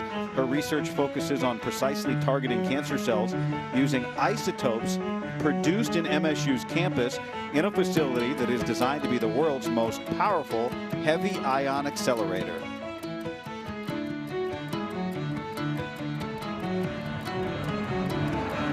Just about ready for the second half here at East Lansing. 17-10. Michigan State leading Youngstown State. Let's take a look at today's first half stats, sponsored by Belfour Property Restoration. You see the passing numbers heavily in Michigan State's favor. 10 more plays, 10 more first downs, and yet here we are in a 7-point game. Welcome you back inside. Yogi Roth, Guy Haberman, what do you think? Well, I think explosive runs from Youngstown State has been impressive. Converting third and fourth downs at critical moments has been impressive. You heard Jonathan Smith before the half saying, we've got to fit runs better. We got to make tackles more efficiently. They struggled there in the first half. They moved the ball at relative ease. Nick Marsh has gone off. We'll see what his health is like here in the second half. But overall, this running, when you take a look at it, Guy, it has been impressive. It starts with their quarterback, Bo Brungard. He's been impressive in the first quarter, converting a few times for a first down. Fourth and short, keeping his eyes downfield. he's done a nice job. And Michigan State, they haven't pressured him a lot. I wonder if they'll do more of that here in the second half. Then a big explosive run from Jaden Gilbert all the way down inside the 1. And that man right there, Doug Phillips, he was fired up after that touchdown to make this a one-score game. And he told us, and he told his team all week long, what do you want to be remembered for? This is an opportunity. We got a ball game here. You see blowouts all across the country. Not right here in East Lansing. We got a game. Noelante Brown again on return. That'll sail into the end zone. And before Michigan State's offense comes out, let's go down to Rhett. Talk to defensive coordinator John Hainline and head coach Doug Phillips over for Youngstown State. Both of them say fairly emphatically they have to be better tackling. Too many missed tackles that has led to a ton of production for Michigan State on the offensive side. The other point from Coach Phillips is we got to be better at the things we can control. Bo Brungard throws his first interception of the season. Didn't need it. He said, had a different read. We've got to focus on the things that are in our control if we want to come out victorious in this one. A great report, right? You see the man who started his career back in '91 for Jim Tressel as a GA at Youngstown State, Doug Phillips, the head coach. Looking for his defense to step up to start this second half as Mekhi Frazier runs into a wall. Part of that tackling issue was because Nick Marsh was running wild. 6 carries, 6 receptions for 94 yards in the first half. But as we heard Jonathan Smith tell Rhett before the half, he's dealing with some things. Had the helmet off at the end of the first half, and we have not seen him at least on this first play of the second. Yeah, but a big part of this offseason for Jonathan Smith and this staff is upgrading at the wide receiver position to support Nick Marsh. They brought in 6 new bodies there, so they do have more depth there. Omari Kelly leading the way. Here's Frazier again, and again going nowhere, and it's 3rd down and 10. Tell you what, John Hainline, the defensive coordinator for Youngstown State, he's done a nice job. He's done a nice job not giving up a lot of big plays down the field, other than when it's just a more talented player, Nick Marsh. I mean, how many times was it yards after the catch? They've been playing sound here. So here on a 3rd down, I wouldn't bring a bunch of pressure, guy. I would play sound as well. Little press coverage on the outside. Just try to force Aiden Childs to have to manipulate his throw. Childs was 16 of 21 passing in the first half. Pressure here, and he checks it down, but too high for Frazier to do anything with it. Karsten Marshall comes flying in for the 6-yard loss, and it's 3 and out to start the half for Michigan State. Now watch, they don't bring any pressure here, guy, but they do have a twist, a little bit of a stunt here. You'll see outside and then going inside. This is a nice job by this defensive line. A twist, a spin. Mike Wells, he was our key player to the game. Nice work.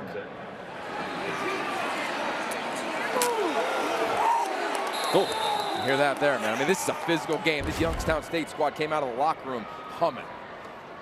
The back, a lot of their sweatshirts have the capital F and the lowercase e. Check your periodic table, Yogi. That's iron. Being tough means a lot to the young men from Northeast Ohio. Max Tomczak in some traffic takes that punt. And so the offense back out for the Penguins coming up. Coming up on Wednesday, a star-studded volleyball doubleheader comes your way. First, Penn State battles Pitt in a top 15 showdown. Then 6th-ranked Wisconsin takes on Marquette in Milwaukee. Coverage 7 Eastern, 4 Pacific on the Big Ten Network and the Fox Sports app. You know, Guy, I think it's important to talk and tell the story of Doug Phillips. I mean, it's not your traditional story in coaching.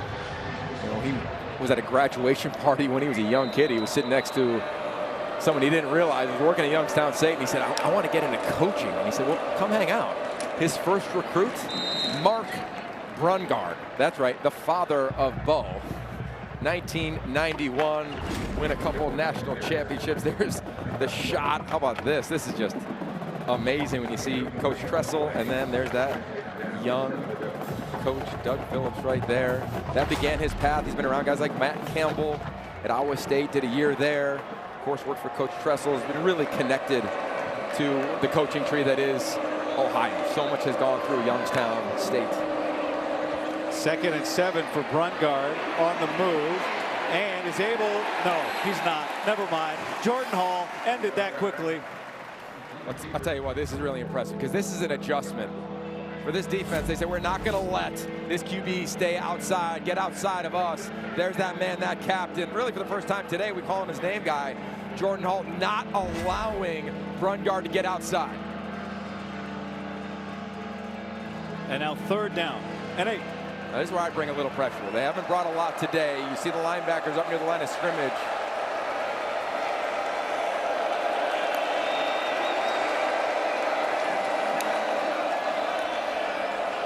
Good protection for Brungard to cut it loose, and Mike Solomon is worked out of bounds. It's incomplete. Good coverage there from Joshua Eaton. And another 3 and out for the other offense. Youngstown State will punt. Yeah, that's a nice job from Joe Rossi. Look at, there's a body pretty much on everybody. You look at these 3 on the defensive line in the interior, and then on the outside. Defensive coaches call this like a bear front, meaning every offensive lineman is covered up. You're going to kind of give them a bear hug. What does that force? It takes away the QB run game. Youngstown State knows that. So they're saying, all right, let's take a shot outside. And I think that's advantage Michigan State. Press man coverage. They get a victory. Brendan Kilpatrick will send Amari Kelly back. He catches that up over his head, and that was able to turn it around with some momentum. Kelly sees space. One man to beat, and he beats him.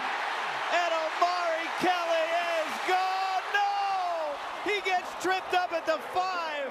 What a return. Austin Bray keeps him out of the end zone. But Amari Kelly ignites this crowd. That close.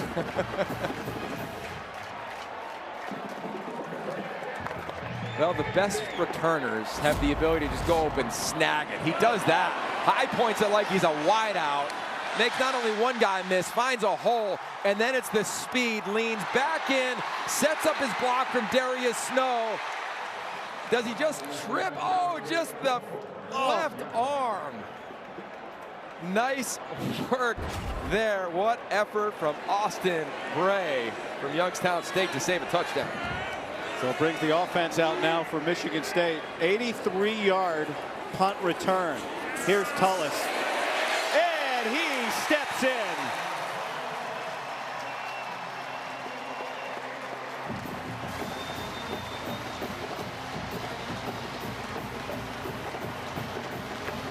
And in a snap, special teams changes the game for the Spartans.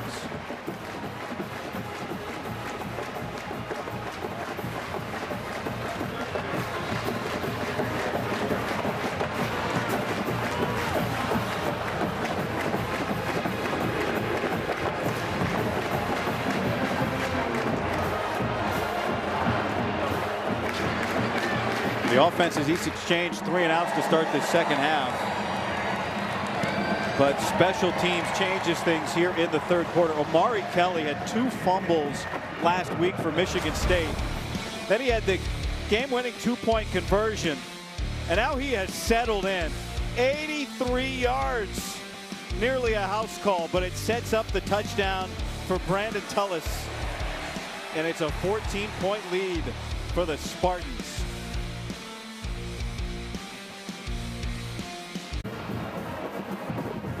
Big Ten Plus gives you access to more live Big Ten games. And Thursday, you can see women's volleyball when the Spartans battle Binghamton. Download the Big Ten Plus app today. It's always game on.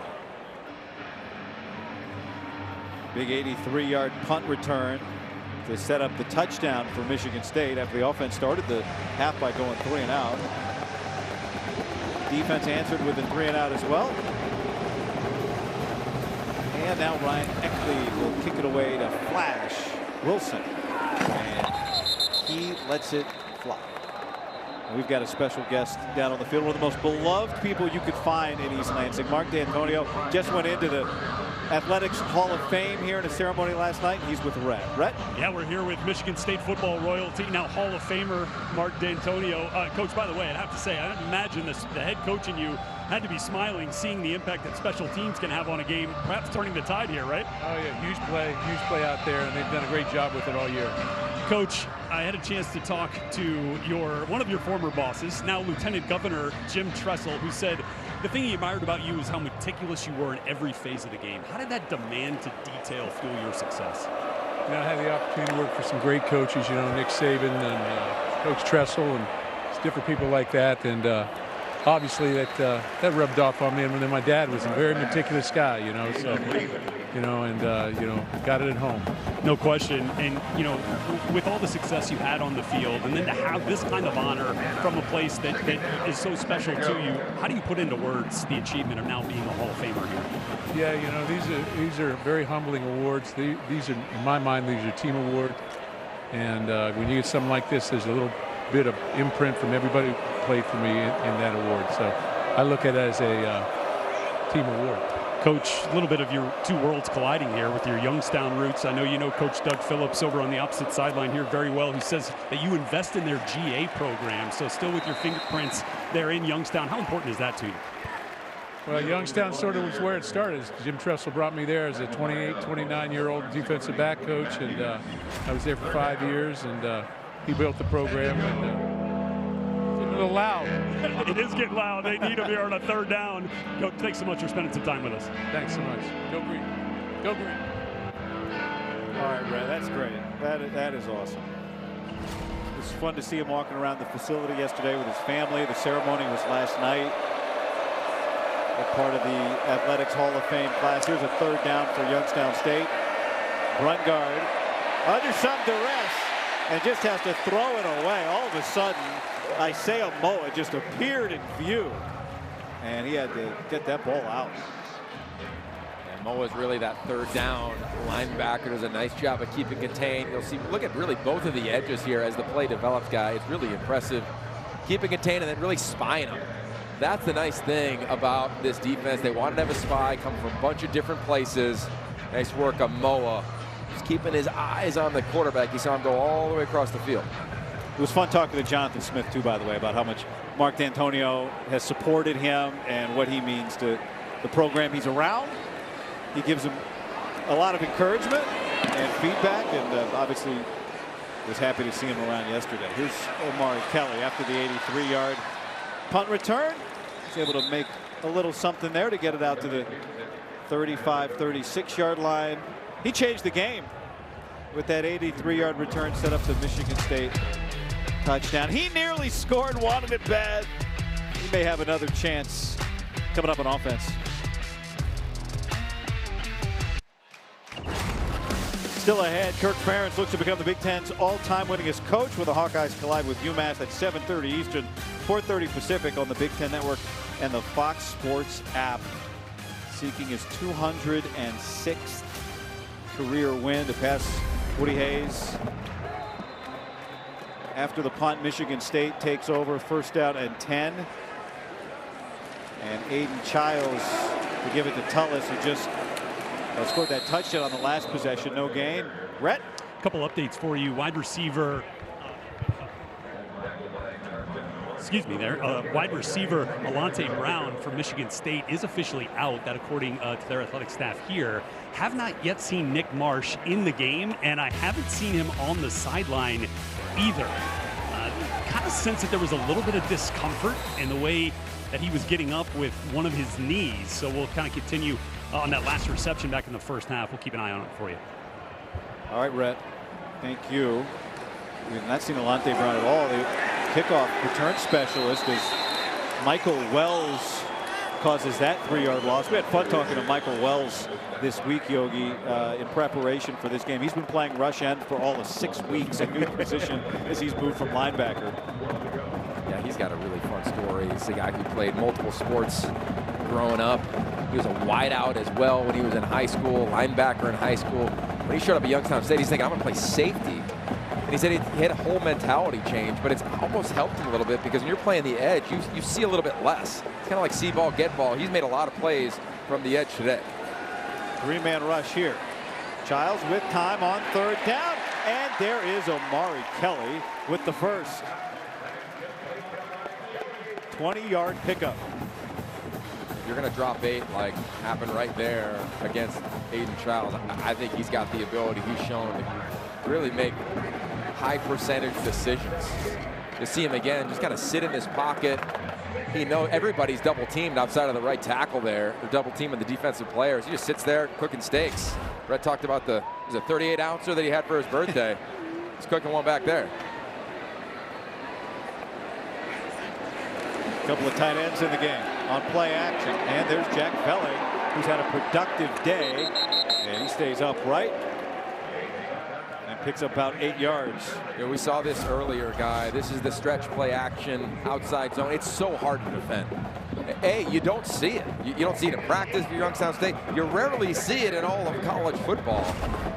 Aiden Childs, he's doing a little version of Peyton Manning there with that play action. And understanding that play action is such a process. And Aiden Childs has really evolved in that process under center. 2nd down and 2 coming up under center again. On the hard count, and he gives it to Tullis. And he runs for another 1st down and keeps going. Wow.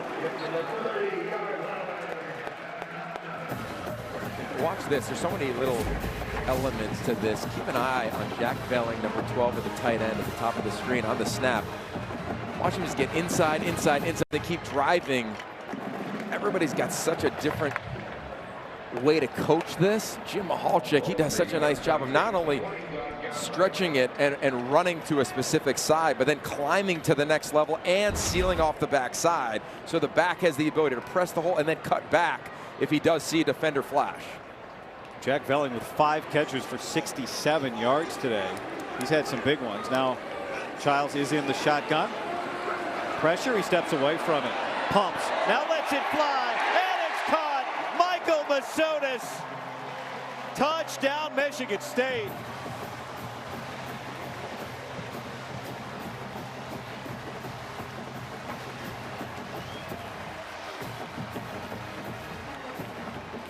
A 28-yard connection.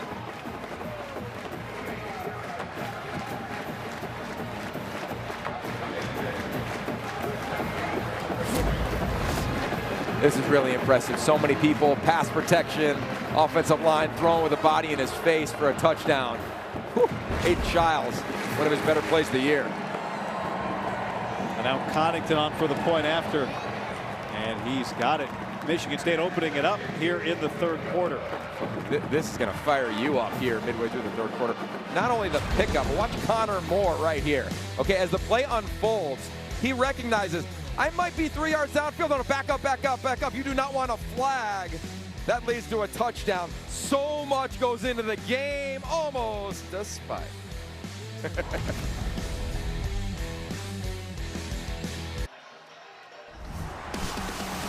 Dante Moore leads the 4th-ranked Ducks into a rivalry showdown next Saturday with Oregon State. It's at 3 Eastern, noon Pacific on the Big Ten Network and the Fox Sports app.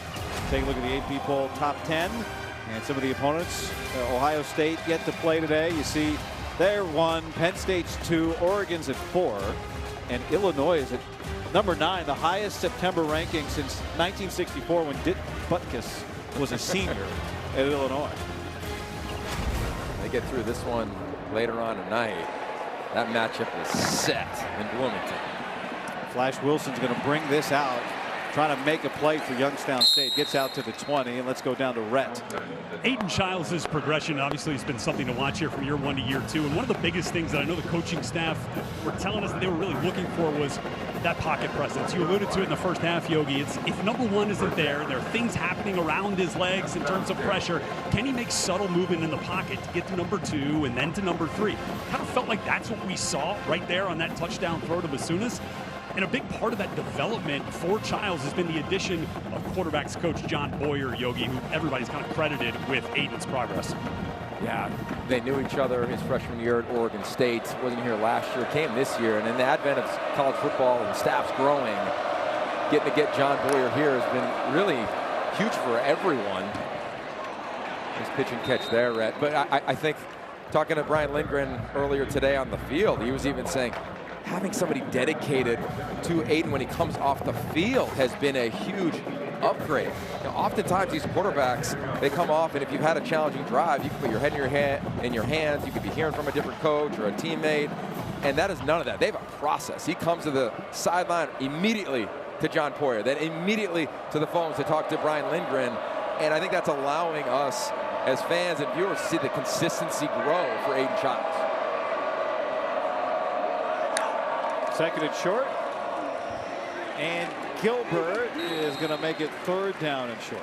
And immediately, Yogi, as a way to describe the rekindling of their relationship here in East Lansing, Aiden was telling us yesterday that minute 1 from when Coach Boyer got onto campus, they had a meeting. So he knew exactly what priority number 1 was. Yeah, you nailed that. I think the quote was from Coach Boyer, I can't wait to build with you, and Aiden saying, let's get to work. And they have done just that on the 3rd and short here for the Spartan defense. One for their last 5 is Youngstown State on 3rd down. Tomczak in motion. Brungard throws, and there is Bray, the tight end. And he's got a big gainer out across midfield and a 1st down for Youngstown State. You know, there's a nice crossing pattern here for Youngstown State and Bray. He's had a heck of a game. We'll see him come from the top of the screen. A little delay on the block. Nice job setting it up from Brungar. But you know, talking coordinators in this game, you got to talk about offensive coordinator Mike Yursich. Right? Yeah. What a journey, what a path for him. Got another shot down the seam. And it's out of the backfield. Gilbert keeps his feet and gets down inside the 10. Mike Yursich, just to give you the quick bio, is a little up-tempo here at Oklahoma State, young coordinator, Texas young coordinator, Penn State coordinator, and he was out. Didn't know what he was going to do. He said coaching is a calling, and he said he needed Youngstown State almost more than Youngstown State needed him. Exactly right, Yogi. And actually, I was at Indiana playing for Coach Jerry DiNardo, our pal here on BTN, when Mike Yursich was a GA. He said he loved, Coach DiNardo told me today, loved having Mike as a GA, but also said that Mike didn't want to go coach Power 5 football. So DiNardo called him when he was at Oklahoma State, said, what gives? Well, looks like he's circled back to his foundations here now at Youngstown State. Yeah, he's been creative everywhere he has been. In fact, when he talked to Doug Phillips, the head coach, Doug was like, hey, you sure you don't want a bigger job? To your point, Red? He goes, no, I want to come on and I want to do it here. And he's finding ways to get guys open, whether it's shifts, motion. Nice job again with Jaden Gilbert, an explosive play down the seam. And this is where Boston College has struggled, whether it's in the red zone or in the field through 2.5 games, is the middle of the field. Last week it was an issue against BC for this Michigan State defense, trying to hold the line here. Brungard waiting, and gets pulled down by Alex Van Sumeren. That's a nice job from Van Sumeren. Remember, we talked about this in the first half, Guy.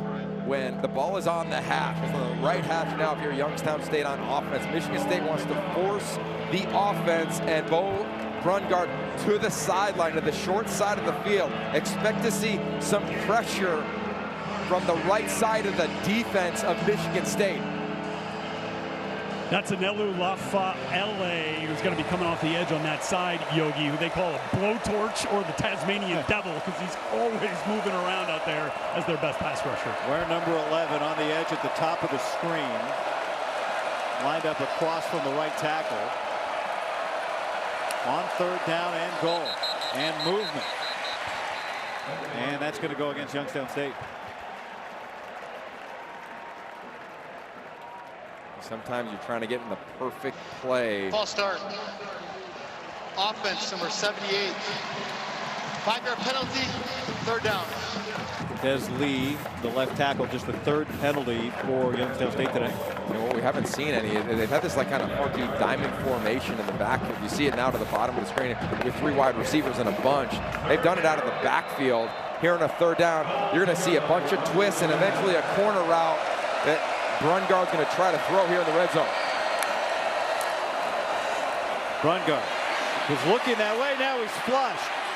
And he's going to make this 4th down and goal down around the 3-yard line for Youngstown State. Yeah, they try to run a corner all the way across the field. Nice job pressuring from Thompson. And the athleticism of Brungard just shows up. And of course, they're going to go for it on 4th, what feels like they need it to get back in this game. Jaden Gilbert, the back. Brungard's been held in check on the ground so far today. All he wants right now is 3 more, though, yards. 4th down and goal. God, this place is alive. Loudest it's ever been down here on the field. Play clock low. Brungard looking, throws, caught, touchdown Youngstown State. R.K. Dandridge, the first of his career, and the Penguins got a heartbeat. Michigan State, I think, was expecting QB run. Isaiah Moa is going to spy Brungard right over the center, which means he's not in the mix of the defense. He's not dropping to a zone, and that's exactly what Youngstown State did with R.K. Dandridge. They found the zone. You'll see kind of right over the ball there, spying right there, right in the middle, number 8.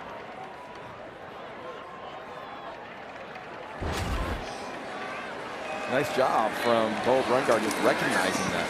Mustavka with the point after.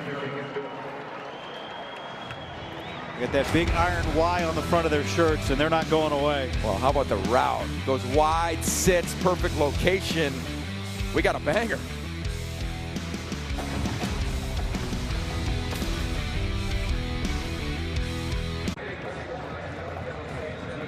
Bo Brungard, the quarterback on the right of your screen, and R.K. Dandridge, the transfer from Temple, on the left, connecting for the first time in Dandridge's time at Youngstown State.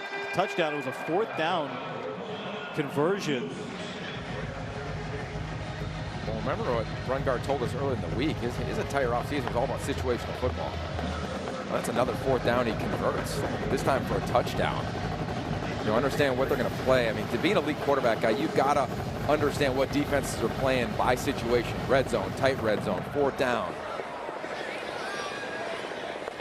Sean McCray will take the touchback. So up to the 25-yard line come the Spartans offense. And let's take a look at the drive summary brought to you by American Family Insurance. Here in the second half, after that 3-and-out to start, a couple of good sequences for the Spartan offense. Of course, the 4-second drive was set up by an 83-yard punt return. Yeah, you know, they've been, other than that first drive, really efficient.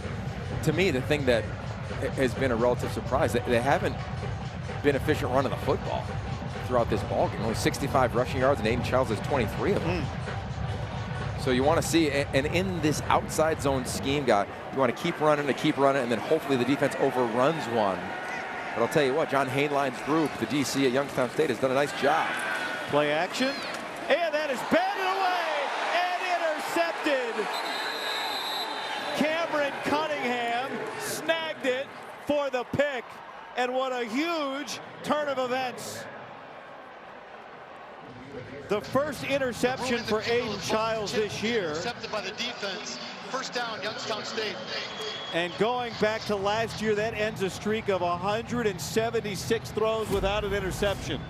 Yeah, this is deep play action. He's about to take a rip, just feeling confident against man-to-man coverage. The ball is tipped by Marshall, picked up by his teammate. Oh, nice job there on that pick.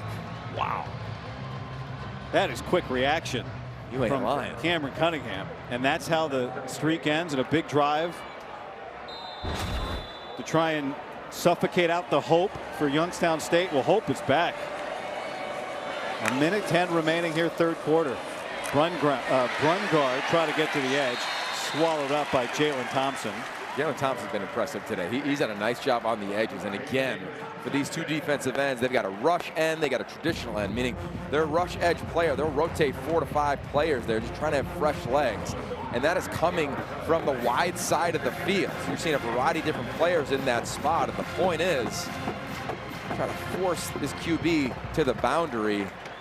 As you see the stats there, and the facts are on his first pick since November 2nd of last year. John Boyer, the quarterback's coach there, with Childs on the bench, going through things as Youngstown State tries to capitalize after the 5-yard loss. Play clock is at 2. Brungard, does he see it? Just got it off. Dancing and gets it out of bounds. Brett? Yogi was mentioning the rush ends and how they like to play 3-4 different guys out there. Isaac Smith was in, part of that pressure on the last one. He and Cam Williams, defensive line coach and rush ends coach Chad Will, told me they're like the sledgehammers, you know, if you've got a tool belt. And then David Santiago, number 41, he's the multi-tool, but Lafayette, he's that blowtorch that gets the pass rush going, like right here on a third down. Big opportunity, yeah. 3rd and 15 after the interception. Yeah, and there's Lafayette at the bottom of the screen. He's going to rush really wide, not allow the quarterback to get outside of him. Brungard gets through the hole, gets stopped up for a short gain. Nikai Martinez hasn't played a ton today, Yogi, back from injury for the first time this year, but a huge stop to end this 3rd quarter. 4th and 12 coming up for Youngstown State. After the interception, the Michigan State defense stands strong. Well, Doug Phillips and his young men from Youngstown made the 4-hour drive, came to play. Michigan State with 1 quarter left to try and get the dub.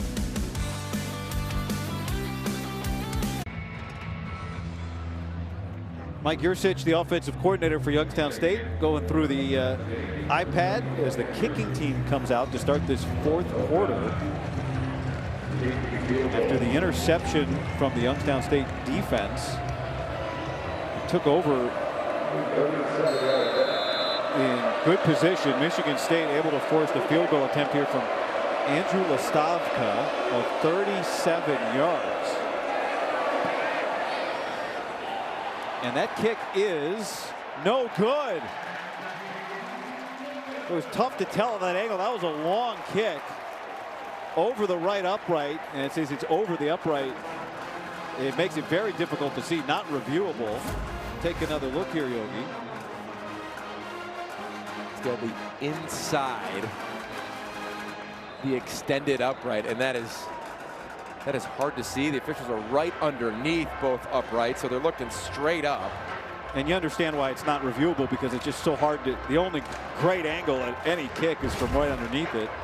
And as Yogi said, it's got to be inside the inside of the upright, as opposed to the NFL where it has to be inside the outside of the upright. And Michigan State's defense is able to hold Youngstown State to no points after the interception, and to the ground go the Spartans with Makai Frazier. Let's look back at the pick from the last possession. Yeah, they're going to run a little play action. The fullback's eventually going to find his way to the flat. I don't fault Aiden Childs for trying to make this throw to Evan Boyd. He's trying to rip it right here in the middle of the field, but his fullback's wide open to the flat. Like, there's a world where you see defender flash in front of you. We've seen guys standing there like Aiden Childs and make that throw. Also, a pump, avoid, check it down. This drive here, this quarter, he's going to have to avoid any type of self-inflicted negative, with the score being 31-17. Design run behind Elijah Tautoliver, makes another man miss, and gets out to the 40-yard line. Good run from Aiden Childs. Yeah, isn't he sneaky elusive? He really is. Little block on the edge. Nice job from the backs, the tight ends. Nice work right there from Tautoliver. And then high and tight, and the ball in the outside arm. Nice job having a little bit of a weapon with that right arm, the stiff arm. And saw it last week against BC guy. Saw it there. The elusive element of Aiden Child. I don't think you could mimic that unless you play it.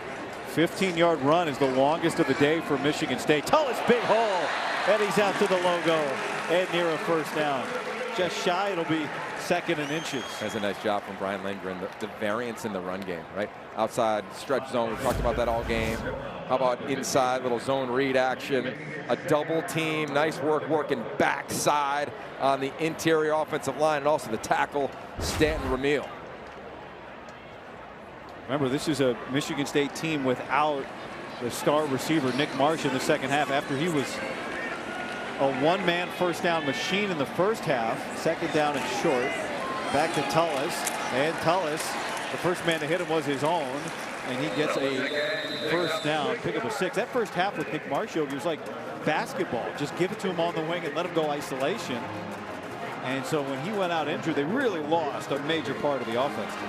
Yeah, he's so electric. And I think you also saw from Youngstown State is to not play as much off coverage. I mean, there's a reason to be threatened by the deep shot and the speed and the ability of Nick Marsh. But I'll tell you what, Amari Kelly, this has been a growth game for him.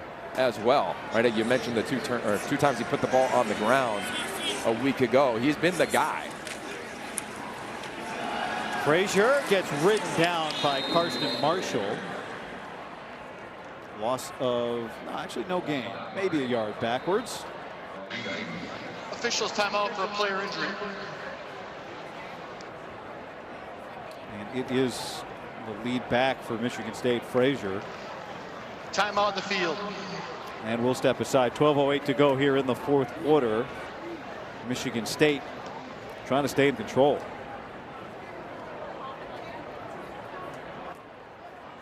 This is just a moment ago. Mekhi Frazier being helped off the field. You can see him not putting any weight on that left leg.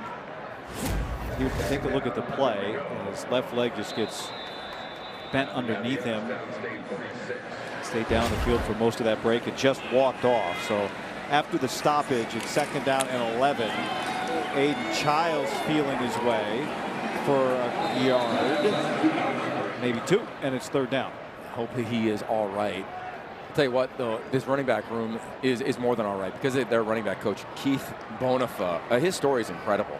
He was a probation officer intern out of college. Then he goes to Laney College and learns from John Beam. If you've watched the documentary Last Chance U, the last year they did it, it was on Coach Beam at what he did in the Northern California area. Chris Peterson has been an influence. June Jones, as we play for it, Hawaii has been an influence. He's made sure this group has come together in a bunch of ways. Let's see how they respond. 3rd down and 9. Tautoliver with a huge block and clears the path for Aiden Childs, who goes way up top and comes down inside the red zone. And then he gives the Jordan shrug. 24 yards. Well, it starts with the block right in the middle of the screen. You'll see Tautoliver, the lead blocker, number 4. He goes low, and then Childs tries to go high, and at 6'3", not a ton of air, but he is not trying to slide. And then a little bit of that homage to the Jazz from back in the day. What is it? Was it 97 guy? Well, you know, there was a Jordan and Magic, actually, as it turned out, had a great all-star game back and forth when Jordan hit several threes. Here's Childs rolling out. His brother's a great basketball player. Aiden checks it down to Jack Velling, and he gets swallowed up. Aiden was telling us, you know, his younger brother plays at Long Beach Jordan High School in Southern California. His brother Aaron is. Aiden kind of shook his head. He's like, yeah. He's 6'6". Like, lucky him. And he's not here on this trip, even though a lot of Aiden's family is, because Aaron's got some basketball to play. And it was fun talking to him about the mentality, right? That is a fearless young man wearing number 2 in his junior season for Michigan State. Yeah, you ain't lying, man. And I'll tell you where he's really grown is he can understand the why. Understand the why of the defense, why they played that front, why they dropped. He can come back to the sideline and say it. You see him now talking to the sideline saying, I don't know if they can hear you. I don't know if you can hear the headset communication. Nope. Michigan State's going to call a timeout. But he is just, it's been leaps and bounds from where he was as a first-year player last year and now here with his full command of what he likes, what he doesn't like, what he sees, what he doesn't see. The growth just continues. Aiden Childs is there in the red zone.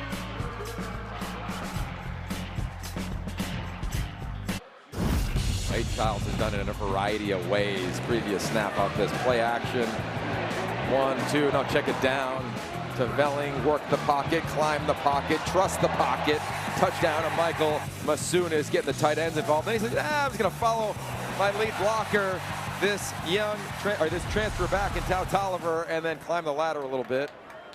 A little homage to Magic and MJ, and here we go. And now it's 2nd down.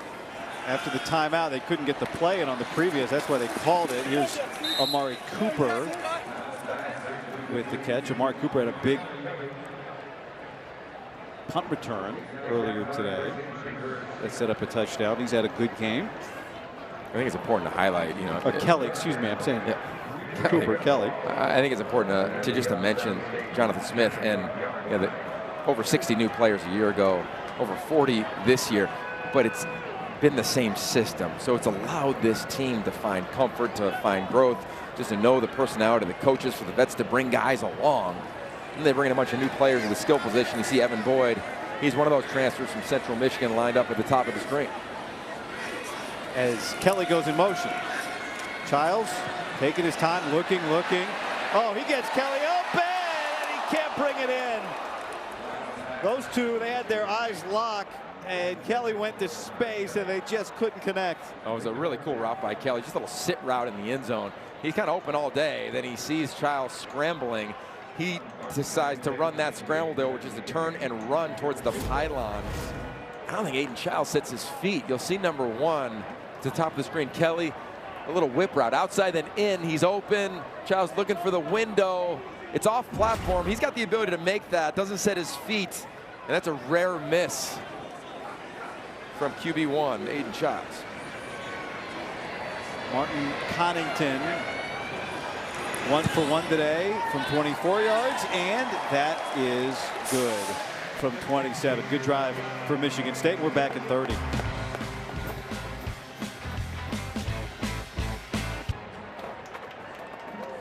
Well, still to come later today, Kirk Ferentz a chance at history. And how cool is this? Looking for his 206th win as a Big Ten coach. Taking on UMass, 7:30 Eastern, 4:30 Pacific. Here on the Big Ten Network. Of course, you know, history in a similar way, a little bit different. Tom Izzo this year passed Bobby Knight for the most conference wins for a Big Ten coach. He passed Bobby Knight a couple of years ago for overall wins by a Big Ten coach. It was earlier this past basketball season. That Kirk Ferentz with a chance to make history that started back on September 18th, 1999. And I'm not sure he's aged. All right, let's get an update on Penn State with Dave Revson in Chicago. Dave? Oh, Guy, the Nittany Lions running away with it against Villanova. Nick Singleton, his second touchdown of the day. The D has held Nova under 100 total yards. It's 31-0. All right, and so now, Yogi, it's safe to start thinking about Penn State's bye and the game they have after the bye, which is heard a little bit about that one, right? The whiteout. We were in Happy Valley a week ago. It'll be electric. A ton is on the line in that Saturday. But I think that's the beauty of the expanded playoff, is that the loser of that game by no means is out of the conversation. I don't think whoever loses will be dropping out of the top 5. Brungard, quick little pass inside, a push pass to Alex McDonald, and he's able to get 7-8 yards out of it. And just to follow up on Coach Ferentz, and we've been around him now for a little while, the regard that the coaching community has for him is as high as I've ever seen in college football. And it's not just for him winning. It's who he is, how humble he is. He told us over the summer, he said it immediately, he said it many times, said it this week, he doesn't want it to be about him. But tonight, Coach, it potentially will be all about you, and looking forward to that game and potential celebration of a really powerful record. Brungard, pressure, steps away, points, and will pick up a first down. What a great list. You know, the history is just so rich in this league. Bo Schembechler, 194 wins. Amos Alonzo Stagg, 199. And Woody Hayes at 205. Yeah, that's pretty special company. Growing from Pittsburgh, I don't know if Coach Ferentz thought that would ever happen. Speaking of Pittsburgh, it's exactly where Joe Rossi is from as well, defensive coordinator for Michigan State. See if they can get a stop here. You know, this has been a critical game, I think, when you look at a running quarterback. You don't see it all the time in the Big Ten, but it'll flash at times for Michigan State down the stretch here and as they get into conference play. And overall, you didn't see Michigan State today play a lot of single high defense, just meaning one single safety. It's been 2 safeties for the most part, so they can fit the runs and have more eyes on the quarterback in the QB run game. Brungard with a defender in his face, able to get it out to Tomczak, and he picks up another first down.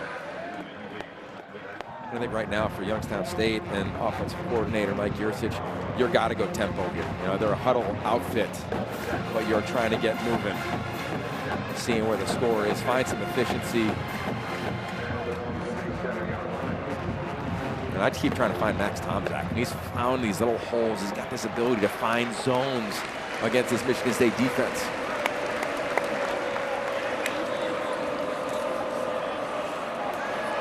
Brungard cannot connect with Tomczak. He was looking for him. And let's go down to red. Felt like it was pretty high praise when we asked Bo Brungard about Max Tomczak. Said first things out of his mouth was hardest worker on the team. Obviously came here as came to Youngstown as an unheralded player, and then worked his way into what he's become as a preseason All-American there on the FCS level. And there's his uncle Mike. We had a chance to visit with him in pregame. I remember from back in the year 2000 when he was with the Steelers. I was a freshman. We'd be working out in the facility. His intentionality around the craft is amazing. Wait a second, you were at Pitt and you were working out. We shared a facility. They still do in Pittsburgh, so you get to see Steelers all the time. Got to catch up with him back in the day. Another trick play. This one gets flipped around to Jaden Gilbert, who's had a couple of huge gainers today. But what's great about Coach Tomczak is that he's always loved coaching. Of course, he's loved the game. He did TV after he was done playing, but just wanted to give back. He's been extremely tight with Jim Tressel. And he brings expertise that is just so unique. He said he was just at his 40th anniversary of the Bears in 1985. Got to be around all the fellas in Chicago. Just perspective in the building. And he's the one that nudged the staff. Hey, take a look at my nephew. Yeah, that's right. He had no offers, Max, coming out of high school. Brungard gets it out quickly to Mills, but he is cut down by Aiden West. The best defenses, and this is part of the Joe Rossi scheme, they try to funnel the quarterback and tell him where to throw the ball. So you see the rush, a little pressure, and then the tackle. He's saying, hey, we'll let you throw it to the flats, no problem. And there's the freshman, Aiden West, coming up, making a big tackle. Now it's 4th down. Again, I'm finding a way to get Max Tomczak the rock. And for Michigan State, they don't bring a lot of pressure. I would bring some here. Youngstown State 2 for 2 on 4th down today. Tomczak, the middle receiver at the top, tight end at the bottom. Spread it out. Tomczak's got it, first down. Tomczak down to the 30 and gets crunched just shy of the 20. And Youngstown State is 3 for 3 on 4th downs. That's a pickup of 26 yards. Yeah, that's a really nice route. 1, 2, 3. Get on the toes of the DB. Flatten it off. Really nice work. And here comes some tempo.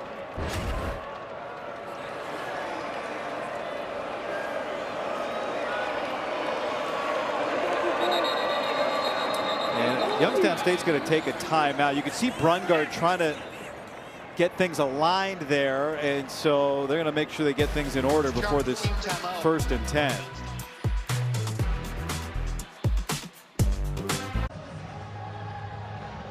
Well, it's been a fun day here at East Lansing. Of course, last week was the dramatic 2 overtime win over Boston College. You wonder how would Michigan State respond to that high. They've gotten a test from Youngstown State today. Lead 34-17. The Penguins with the ball, 1st and 10 after they took a timeout. Michigan State's going to play 3 of its next 4 games on the road, including off to LA to play USC next. Here comes a late blitz, I think, from Michigan. Oh, here's an audible. Michigan State, do they change coverage? Brady Pretzloff creeping up near the line of scrimmage. And here he comes up the middle, and that gets out quickly. Brungard is able to find Fresh Walters. And he gets smacked down. Anthony Pinnis. Guy, this is graduate level from Bo Brungard. This is really impressive. Look to his left the whole time. He sees pressure coming. So what does he do? He throws away from that pressure. No problem, not going to mess with all this. That's big time recognition. These two teams are leaving it on the grass, man. 2nd down and 5. And now they look to the sideline. The coach-to-player communication is cut off. The signals come. And finding Tomczak again. Wilson in motion. Brungard trying to keep it, and that is stuffed. And Pretzloff is slow to rise. He's a player. I mean, does he not show up or what when you watch him on tape and hope he is all right? He's got a chance to be the next real special one around here. Just a freshman. Game clock operator, please reset the game clock to 3:20, 3:20. Come out of this game a little beat up. Yogi, you can see the shoulder brace there on the left arm of Pretzloff taking a look here at 45 coming up to make the hit. There he is. You'll see as the play develops, he's all over the quarterback. They're not going to allow the quarterback to win in the run game. He's watching him the whole time. And it just looks like that left shoulder. You're right. He just grabs it.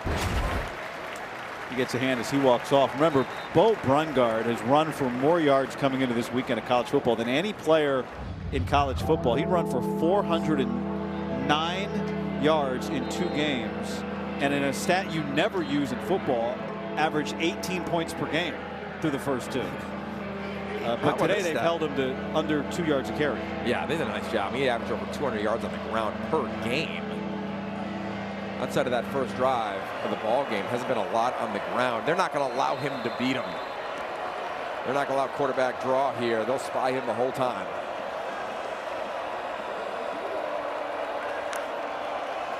Gets it out quick again. This is to Flash Wilson, and Wilson races into the end zone. The Penguins will not go away. Touchdown, Youngstown State. How about the play call? Are you kidding me? Mike Yurcich in his bag right now. Getting the ball off quick. He's trying to do it the whole time. Watch the offensive line on the right side. They are sprinting. They've got 4 bodies for only 3 for Michigan State. And Flash Wilson does the rest. You're right. Youngstown State, they are not going away. They're not trying to get on that bus for that 4-hour drive. They're trying to celebrate on this field. 11-play drive that covered 75 yards. And it's a 10-point game. 3:05 to go. Can't help but think about that field goal. Inside the inside. 10-point game.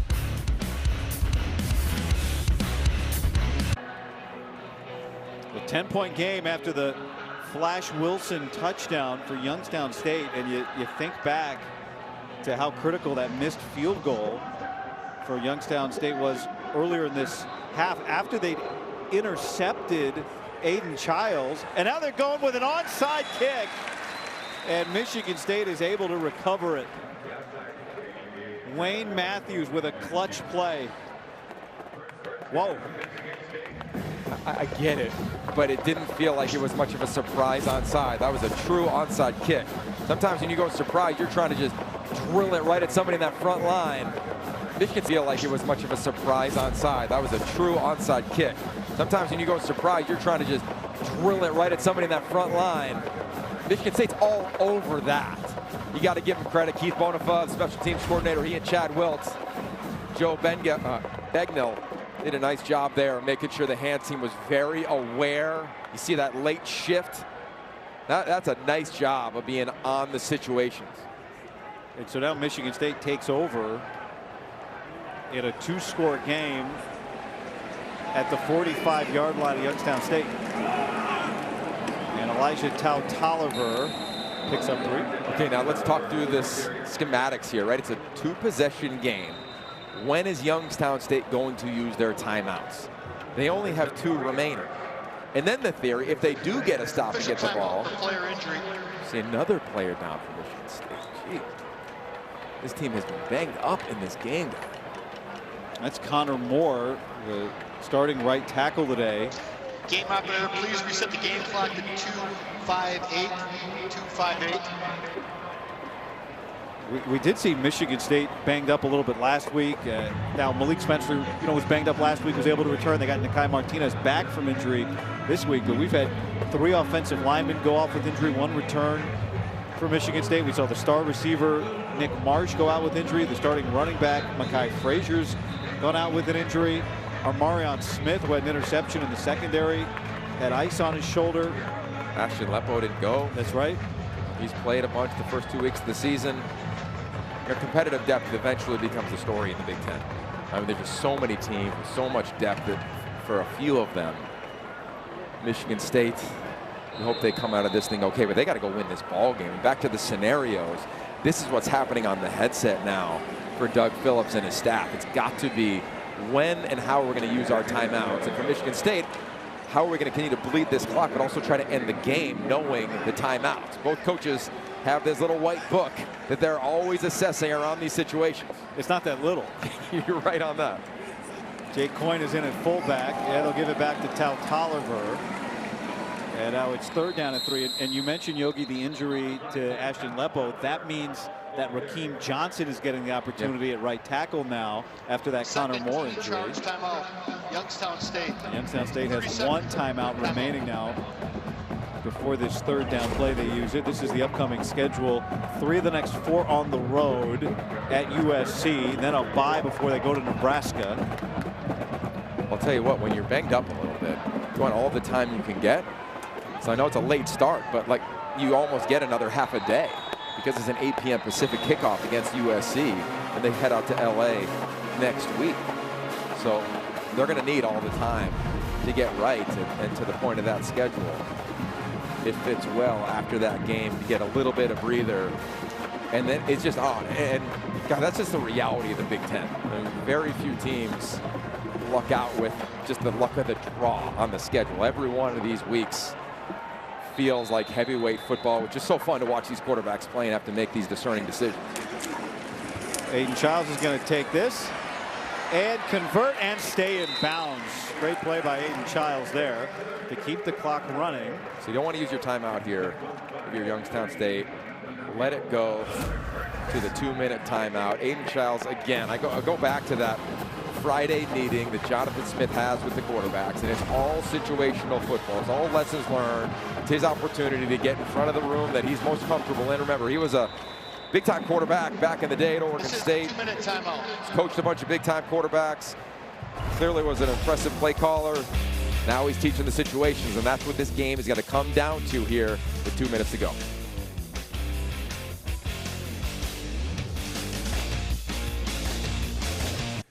Dave Revson in our Chicago studios get you out for the conclusion of your game in just a moment. Want to remind you the final game of our triple header is coming up next, and it is a potentially historic one. Kirk Ferentz looking to pass Woody Hayes, move into first place all time on the career wins list in the Big Ten. Iowa will host UMass, kicking off at 7:30 Eastern time here on the Big Ten Network. Get you back out to the stadium now. Enjoy the rest of the game.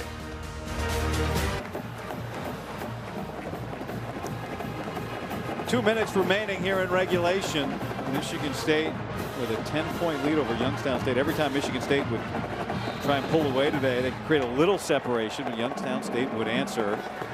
Now 1st down and 10 for Aiden Childs. Elijah Tolliver remains in the game in the backfield. And he weaving his way. A nice run on 1st down. And at 1:54, Youngstown State will use its final timeout. 3rd and final team timeout. Youngstown State. 30-second timeout. See Wells going off. So now 1st down. 1st down will do it here for Michigan State. But I'll tell you what, let's just love on Youngstown State. You see Mike Wells coming off. He's had a valiant game. Doug Phillips has this team. They had this team ready to roll. John Hainline, the defensive coordinator, he had this defense believing. So much so, in our call this week, we noticed he had the Ted Lasso believe on his water cup as we were talking. Just kind of threw it out there, seeing what he might say. He said, I love the show. There he is with the big Y, the Youngstown on his hat there. He said, I love the show so much. It impacted me as a coach so much that he even went to Richmond this summer. He said Ted Lasso on that show helped him grow as a coach. He and his wife, Heather, ended up going to the pub that's so famous outside of London. Took the train 15 minutes. It's affected so many people. He said it really impacted me as a coach. He even showed some clips from that incredible award-winning series to his team earlier today. It's been really fun getting to know him. He's going to be a riser in the coaching profession. He had this defense ready to play today. Aiden Childs working the opportunity for Michigan State to give it to Tal Tolliver again. No timeouts left for Youngstown State, and Tal Tolliver's going to race in and put it away.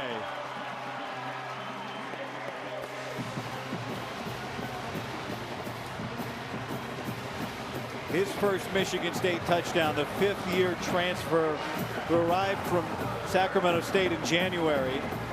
getting some carries down the stretch here after the injury to Mekhi Frazier and making the most of it. Yeah, he's an all-big sky back a year ago, and this running back room has elevated. He had a key block on an Aiden Childs run, and to your point, he finds the end zone, and his running back coach, Keith Bonifa's got to be happy with how his group and his room have risen up since the injury to Mekhi Frazier.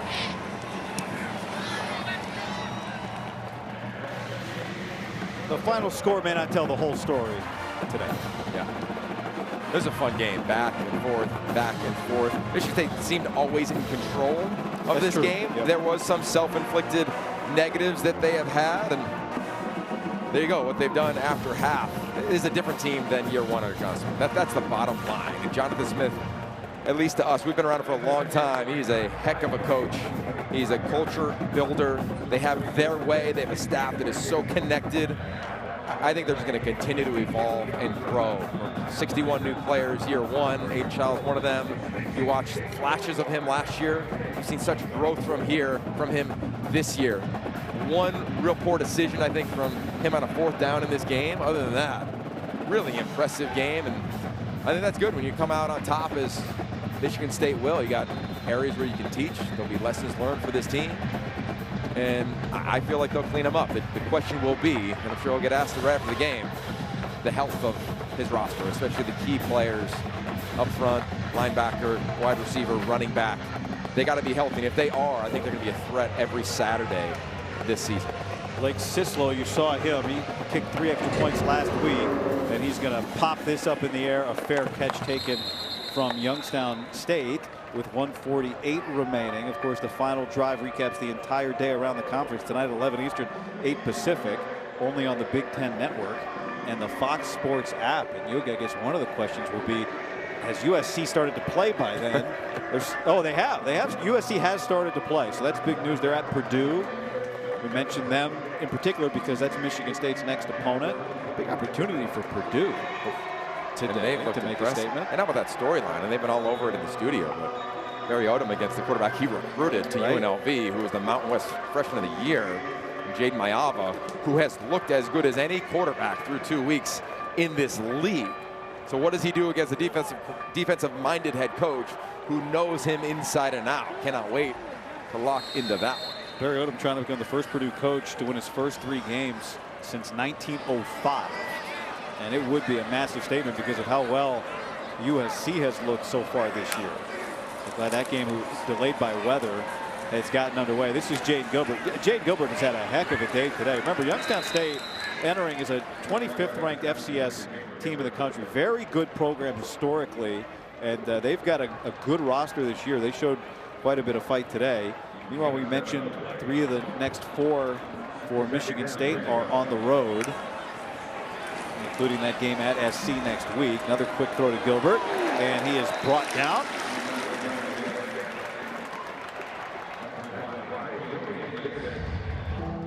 And no timeouts to stop it. Youngstown State is just in hurry-up mode here. But we talked about it from the start of this game, right? Brett Lewis interviewed Jonathan Smith before the kick. He talked about last week being a growth game, this being a growth week. So many questions, Yogi, as you said, about injury, but coming off of that high, we wondered, would there be a letdown today? And Michigan State going to end up scoring over 40 points and find a way to get it done. And by the way, 346 yards of total offense for Aiden Childs. I don't know what grade he's going to give himself, considering he gave himself a C+ last week. Yeah, hopefully a little higher. His first game as a 20-year-old. He said he doesn't celebrate birthdays that often. Hopefully he celebrates a little tonight. Who knows, maybe post-game he'll give Red a hug like he did last week after the game, after this performance. But I think overall, look, college football, as so many things have changed, one constant is every week, it is hard to be steady. You come off such a high, to your point. This place was bonkers a week ago, late into the night, and getting back to work, getting back to practice. Jonathan Smith said, look, we had a really good week of practice. I thought they were steady today. It wasn't perfect, but they were steady, and that's what the best teams do. And you look at the final score here, and look, it was a tight game. It was a back-and-forth game, but Michigan State was always in control, at least in my calling it up here, guy. Michigan State has not started 3-0 in back-to-back seasons since 2006, 2007. That's what they're going to do today. As Youngstown State finds Tomczak again, he gets across midfield. Pick up at 12 yards. There goes, you can see a little bit of glance of the left foot, the boot for Mekhi Frazier, who had to be helped off. Good to see him at least able to walk and put pressure on it as he exits. Run guard throws that out of bounds. I'll say this for Joe Rossi. It was really fun to watch the defensive coordinator of Michigan State adjust and adapt as the game went on. He came in with one plan, and after the first drive, they had to make a couple adjustments. You saw them spy a little bit more. Some of these overhang players doing a nice job. Isaiah, Moa, and how about this? This is cool. Hey, man, respect. Nice job from Lafayette and Bo Brungard. And Lafayette is able to break it up and get home. Boy, they love this young man, don't they? Talking to Joe Rossi, he said, he never stops. He never stops talking. He never stops flying around, and he plays till zeros hit the board, and there's a hug. And Michigan State gets it done today. 3-0 for the second straight year under Jonathan Smith. The first time that's happened since 2006, 2007. And it just feels different than it did a year ago, right? It's a grounded confidence with what this program has, what they have at key positions, and just the growth in both systems. And they played well, I thought, in all three phases. Some areas that weren't perfect, but overall, coming off the high against an opponent that was going to leave it all here on the grass. Nice work overall from Jonathan Smith's squad. Jonathan Smith down on the field with Rhett Lewis. Rhett? Boy, Coach, there were some swings in this game, some rallies from both teams. What does it tell you about your team and the way they handled the ebbs and flows of this one? Oh, we expect going back and forth. These are long football games. You know, there's always, you play a game and you want to find a way to win. We got that done. Still plenty, to learn from, clean up, give some credit to Youngstown State. I thought those guys played hard for 60 minutes. No question. And then, you saw Amari Kelly have a big second half, right, with the punt return and on the offensive side as well. But then we didn't see Nick Marsh, and Mekhi Frazier goes down late. Any concern for those guys' availability moving forward? Well, always concerned. Those are two good players. I don't think those are long term, but we'll get final info on those guys. I did think Amari's punt return gave us a huge spark, which we needed. The way the second half started, get us scoring first, and so proud of that. But we want to be better at the line of scrimmage, the running game, offensively, defensively, playing the run. So like I said, a lot to learn from and clean up. 3-0 as you go into conference play. What do you feel about this team? Well, you can't be much better than 3-0. We'll take that. Again, we got to continue to improve, go back to work this week, because this conference, is legit. And so week in and week out, it's going to be a battle, and we got to be ready to go. Coach, thank you. Congrats. Thank you. It was 17-10 when Omar Kelly had that big 83-yard punt return, set up a touchdown, and Michigan State gets the win today.